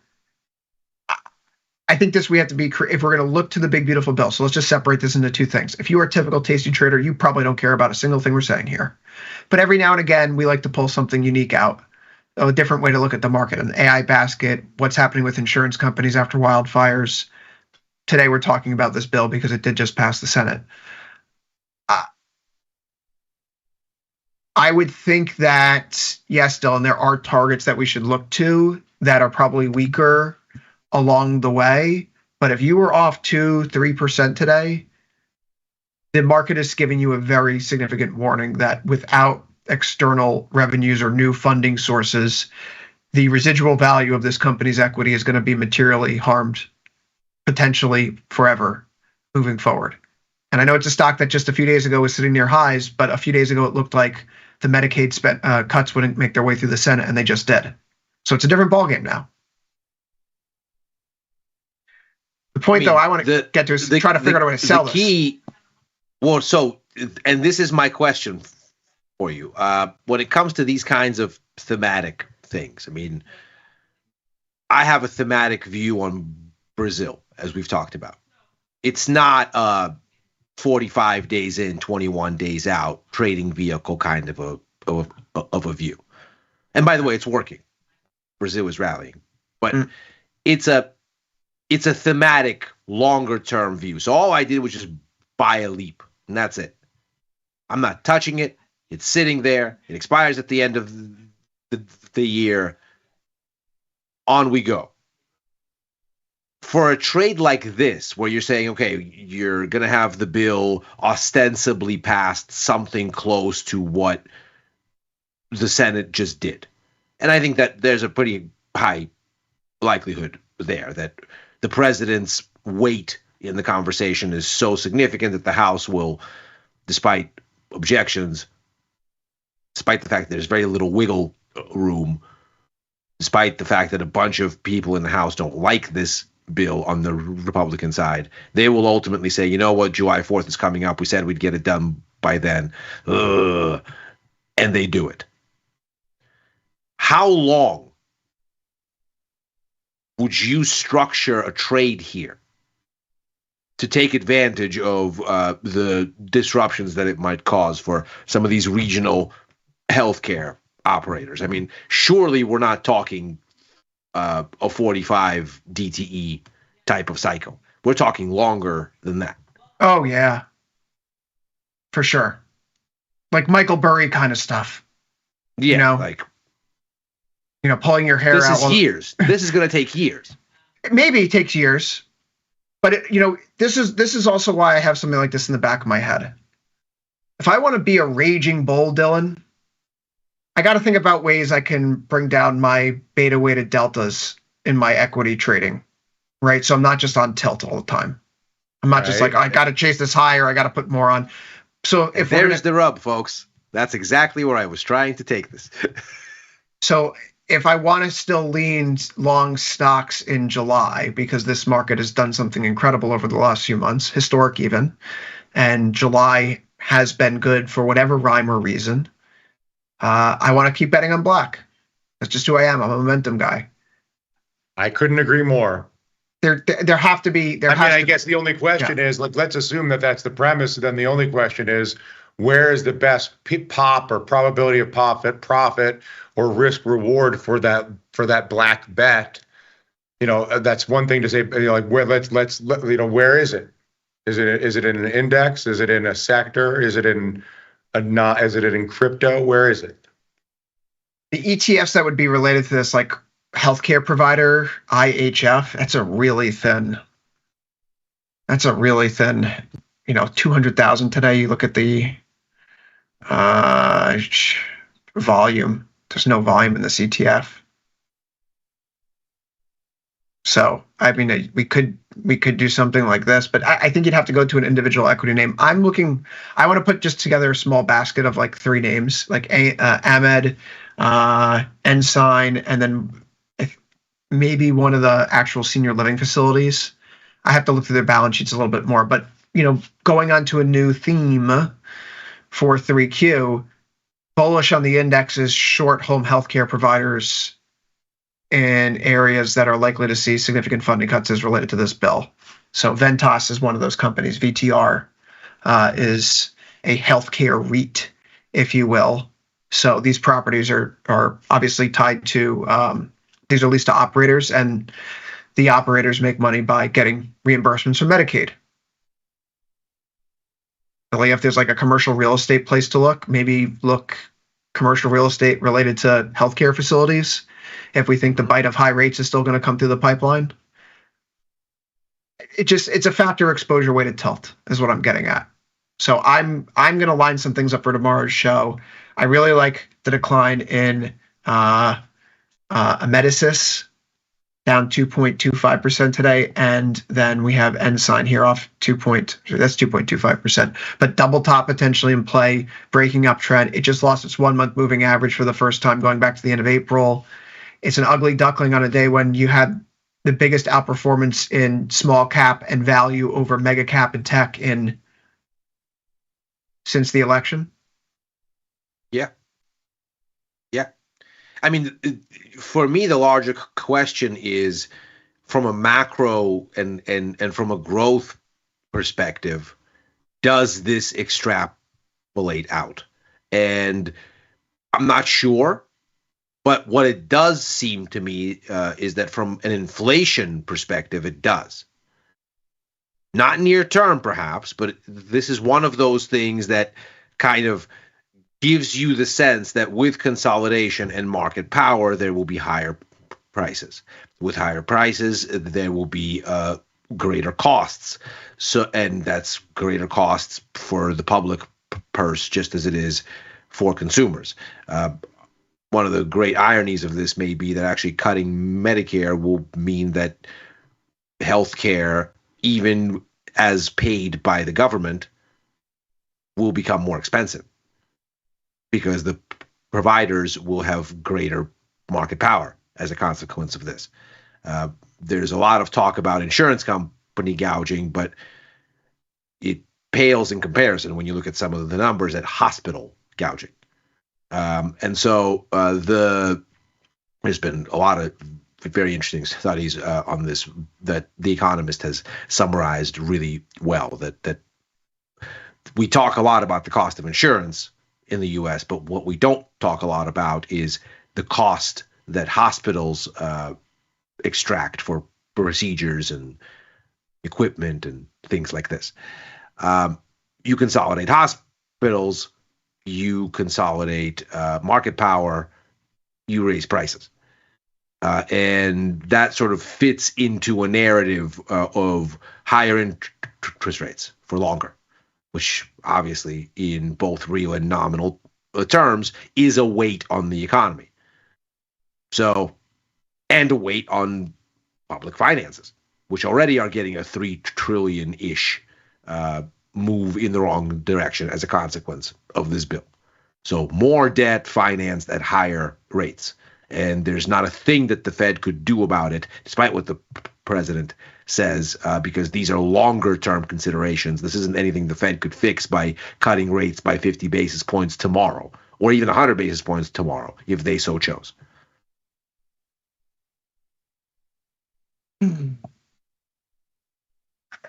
Dylan, you seem not to be worried about the economy here. Why not? I mean, I am worried about the economy, but I feel like I'm trying to be stupider than I've ever been and just sort of take things, as at their face value. And if the story is more money available for rich people, that is positive for things that they buy. I think that the underlying and there's 1,000 underlying stories, which we sort of haven't really ground into much lately because it gets repetitive. But the tech piece and the finance piece and all the pieces of this thing are intact. And so you're kind of left with, the only thing you're left to debate is, will the economy weaken? What does a weaker economy mean? A weaker economy means less jobs, but I think even that's going to start, or excuse me, more unemployment. But even that's going to become increasingly, hard to discern, especially as AI sort of comes through. Obviously what we're going through here is the largest consolidation of wealth in the history of the world for the smallest group of people. And those people are going to own most of the assets. And as they get more money and own more assets, those things will go up. And if society collapses, who cares? You're doing the New Yorker cartoon where they're all sitting around the campfire in tattered clothes. It's like, yeah, the world ended, but we did get great shareholder returns for a little while. Yeah. And that's kind of how I see it. I'm not saying it's so extreme as that, but it's certainly the probability of social suffering is going up, and the probability of massive wealth concentration is going up. And massive wealth concentration always circles back to rising real estate and stock prices. And again, the only thing, is like, I think we do ourselves no service to evaluate the stock market as if it was a rational environment driven by some sort of connection to the real economy, when it's increasingly not been the case. And I think you have to let the stock market be what it is, which is a reflection of the available free cash flow to the wealthiest people in the world. And if there's going to be more free cash flow for the wealthiest people in the world, I would think that that's pretty good for the markets in the short term. Well, and therein is kind of the key question is, does this amount to more cash flow? Because one of the interesting and things... also what is short term, I would say. And also what is short term. Absolutely. Yeah. So one of the most interesting things that, if you're paying attention to macro nerdy things as I am, that's been happening in China is a really interesting cautionary tale. China has been attempting to create more free cash flow to get their economy to have demand for the better part of 2 years. A little bit more, in fact. But let's say we'll go to the beginning of 2023 as the start of their reopening from COVID restrictions. And if you look at surface level, there's even an improvement in the share of new loans as a component of GDP. So ostensibly, the people are taking the signal. They're borrowing the money. Problem is, they're not spending it. If you look at the data from the central bank in China, you see that all the money is going into what are timed deposits, which is essentially their version of a CD. So they're sticking all the money into savings. They're not actually laying it out because they have no confidence in the architecture of the system. In fact, the confidence in sort of Beijing's ability to keep the wheels spinning were so eroded during COVID that the gap now for how much of the incremental new money that a Chinese consumer or a Chinese household gets goes to savings versus spending is at levels never before seen for as long as the data goes back. It's vast. So if there's no confidence, then the money's not going to get spent. These tax cuts, they don't really create much new much new money. They lock in tax rates that were passed in 2017. It doesn't really look to me like this is creating a lot more money. That's also why. Hands. That's also, well, it's not. If you're in the top 20% of income earners in the country, you're going to see, you'll see after-tax savings. It really is about the top 10% and really the top 1% that do the best. If you're in the bottom 50th percentile, chances are that this tax legislation actually costs you money per year. Right. The SALT deduction growing from 10,000 to 40,000, I think I read. Doesn't hurt me. I mean, that helps. That puts some money back in people's pockets, but it's also temporary. It expires in 2028 again. So we're going to have to do this whole dance again. But for now, I guess this frees up a little bit of money, but it's not anything that you'd think, oh, here comes a big Biden-esque dump of money on the economy. It's going to lift asset prices. It's going to boost growth. That's not what this is. But to the extent that it can be inflationary in some of its other provisions, it might actually make the cost of money higher. What was Biden's Build Back Better? What did it get whittled down to? $3.5 trillion in new deficits or debts over a decade? I think this is about the same. This is about the same, right? I think that's really the important. That's like the important takeaway I have. It's money being spent. It's just a different way to get to a $3 trillion-ish number.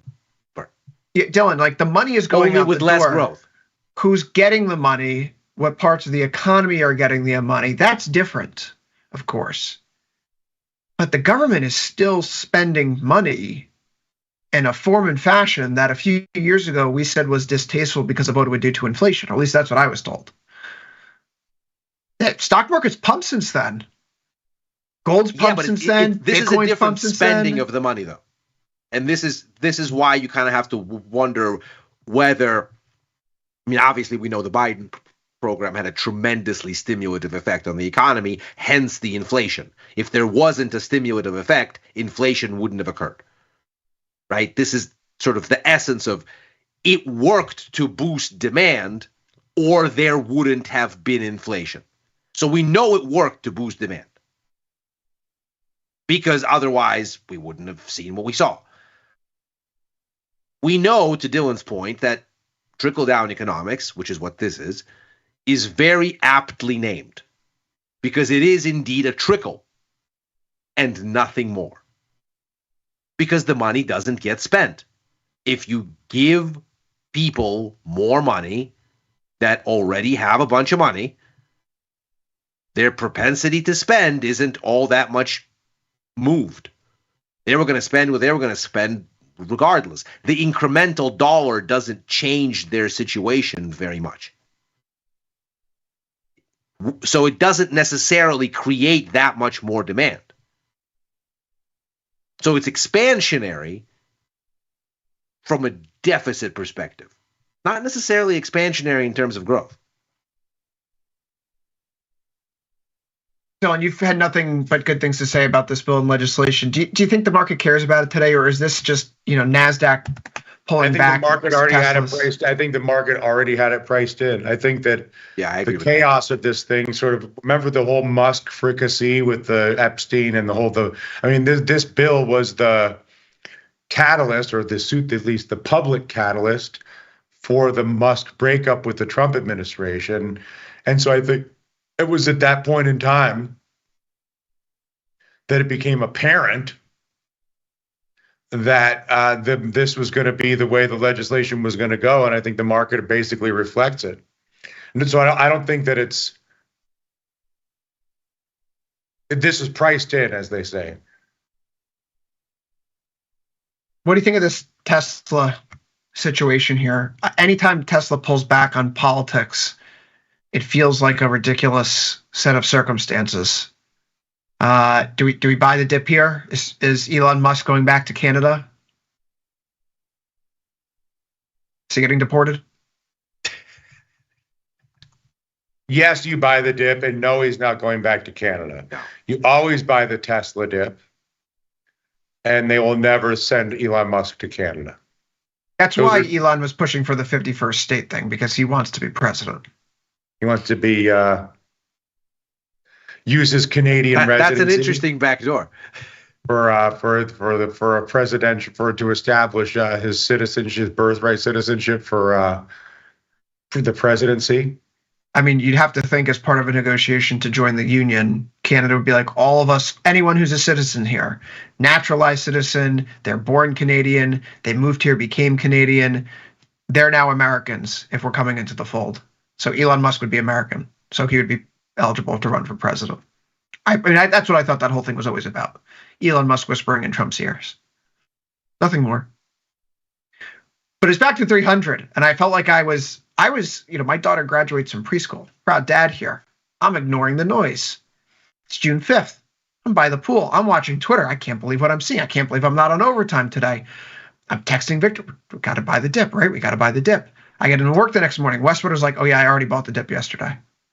And then sure enough, we've bounced 10%, and I feel like I've missed the trade.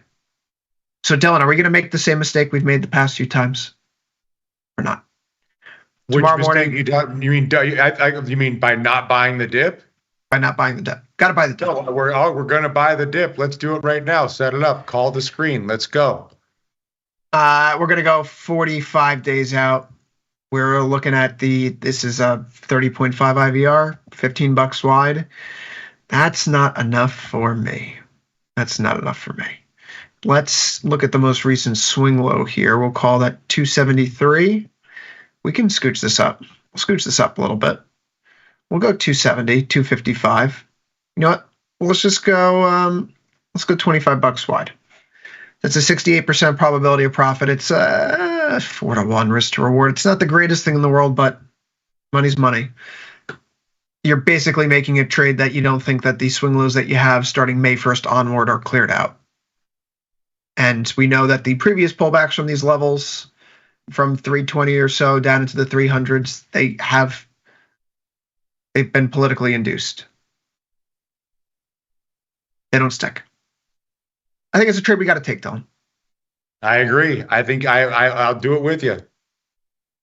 This is what they've been forcing me to get long Tesla. Unbelievable. Absolutely unbelievable. Ilya, what's going on? Won't get me. It's like this. I feel like that meme of the guy looking at the buttons, like, like Musk and, his headache. But he is fighting for this.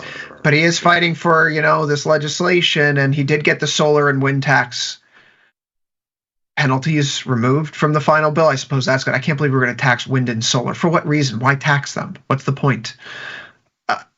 The SALT deductions, like my state and local tax property taxes were $23,000 last year. I can only write off 10. You want to give me the ability to write off another 13? Thank you. Doesn't hurt me. I'll take it. Not thrilled with how the bill looks, but that certainly doesn't hurt this household. Well, what I'm really hoping for is that they stop taxing offshore citizens. Is that in there? Hell no, man. Uncle Sam owns you. Come on, if we're giving things away, what about stop taxing the passport? It's not very America first to be an expat, Mr. Radigan. That's explicitly America second in line behind where I want to live now. Oh, did I touch a nerve? Oh gosh. He freezes out on us there, Elia. What can I say? Well, Elia, we have crude oil here. In fairness, 65. I did not see anything in this bill on expats, but were I to have seen it, it would be both incongruous with an America First policy and not at all surprising, because being congruous is not what this bill excels at. Okay, so we have oil here. We've made our bones the last few sessions being short, switching to directionally neutral. It's another day where it's pinned right near 65. Modus operandi stays the same here for the back half of this week. A Wednesday, a Thursday that are quieter session, well, not quieter, but limited sessions insofar as Friday's a holiday. So like this is the rest of the week now, the next 2 days. Oil stays here. Yeah. Keep going. I don't see any reason to want to take a bet here at this point. It's not doing anything. My sense is that we should be getting to a kind of growth-minded conversation in oil now that the geopolitics have well and truly filtered out. You see a couple headlines out there today that maybe the Israel-Iran ceasefire is sort of creaking at the seams and might snap, but I don't think either side wants a fight, and Netanyahu is on his way to Washington. Trump was out there today basically saying that his intention is to browbeat him into a ceasefire in Gaza. And it's probably that time now. I mean, essentially the sell that he's going to have to stop this thing in Gaza in exchange for the U.S. directly striking nuclear sites in Iran with only the bombs that we have. Israel doesn't have them. Using the bombers that we have, Israel doesn't have those. That's probably the bargain. That's probably why he's going to Washington, to sort of make this whole thing official. Because the war in Gaza is not a war with Gaza, it's a war with Iran. So now that kind of the big hit directly has occurred and there's been a ceasefire, seems like this is the time to unwind what's occurring in Gaza. So with geopolitics then out of the way here for oil, it seems like this should be a growth conversation, and it isn't surprising then that we're stuck in the same kind of middling area where we were stuck before, because the growth conversation is not making anybody happy. It is neither giving you the kind of data where you go, okay, this is definitely a downturn, hide your kids, hide your wife, nor is it telling you everything is peachy, the economy is going to ramp up and there's going to be more uptake on energy. Obviously, it's not saying that either. So I'm just gonna step back here. I'm happy to have stayed long gold. It's going up for reasons not related to geopolitics here, and much more related to the fact that the market is shoving more and more easing into the Fed outlook. The bonds even attempted to sell off today on this big, beautiful whatever it was, and they couldn't even do that. ZB ends today narrowly on the upside. So I'm going to stay there. Mm-hmm. I'm going to stay there, and I'm going to wait for oil to decide what it wants to do here next. My bias would be bearish, but it's got to break some of these levels. Dylan, I know that people think there's, maybe the economy's not hot. Maybe to end on a lighter note here, Shea Gilgeous-Alexander signed a $364 million, an extension today that brings his total contract over the next years to $364 million. 2027-28, $63.5 million a year. That escalates to $78.7 million a year in the 2030 to 2031 NBA season. How can you be bearish on the U.S. economy if those are the kind of TV deal rights that are coming down the pipeline, which means viewers and advertisers spending money, and advertisers spending money because people are spending money because we're consuming so damn much. But that's a wild side of the times. The other headline that I saw across here, just as we end out, a jury reached a partial verdict in the Sean Combs trial. Do you have any thoughts on P. Diddy or overtime, out of time? I don't have anything. I don't have anything fresh. New Clips album due next month. All right. Well, no, I'm sorry, this month. Overtime is it's already July. We'll be back tomorrow with a full Radigan. Same time, same place. 4 p.m. Eastern, 3 Central, right here after last call. So for Ilya Spivak, I've been Chris Vecchio. Good luck trading after a brief break. Ilya's back. Macro Money up next. Tasty at night. See you there, everybody.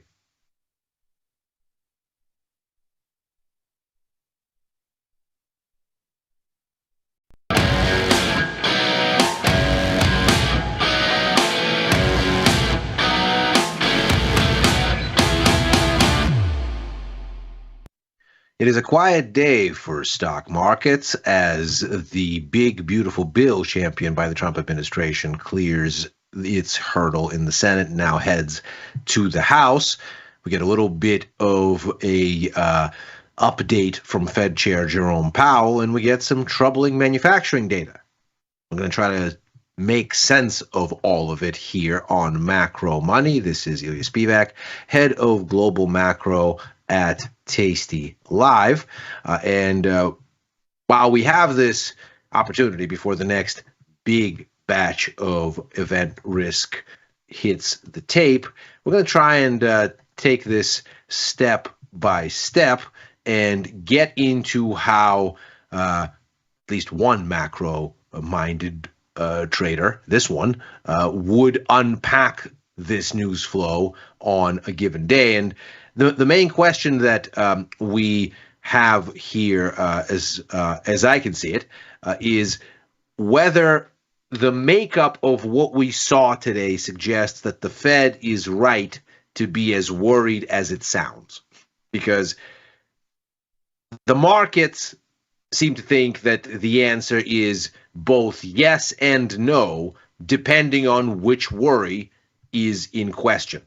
And how things are positioning then, and what the markets do across major assets, should be majorly influenced by whether the Fed, at least in the market's estimation, is worried about the right thing. So let's take a look at the price action here. First, we have the S&P here down about, that's not correct, it should be 0.09%, because it was nearly flat here on the day, whereas the decline in the NASDAQ really is as big here as it seems, and it's not the biggest decline in the world. There we go, fixed. That's accurate now. And the S&P, for its part, flat on the day after testing near its year-to-date highs. And that's really on the back, seemingly, of this big, beautiful bill situation.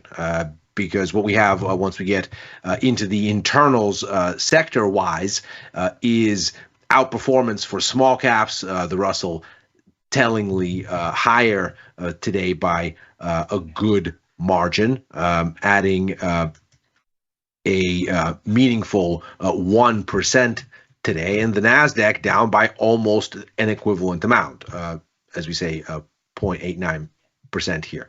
And that breakdown seems to sort of broadly reflect the priorities in this bill, and perhaps the expectation that it is likely to get passed.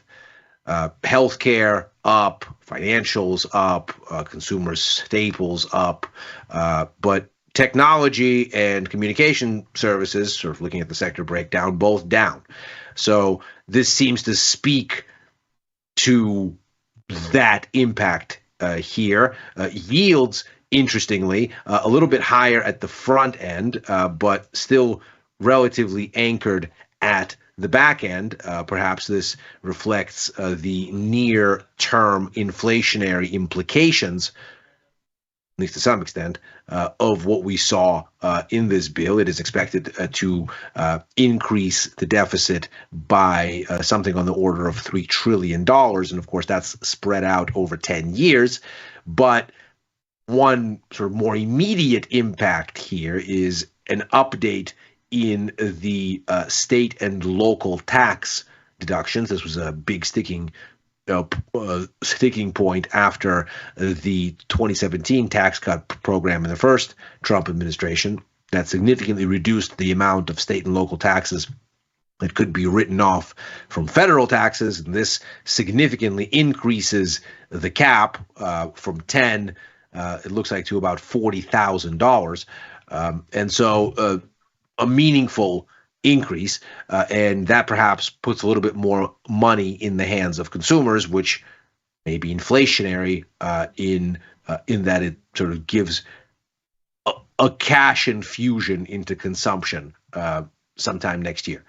So maybe we have a lift in the 2-year that sort of follows along those lines, but the 10-year here is still relatively anchored.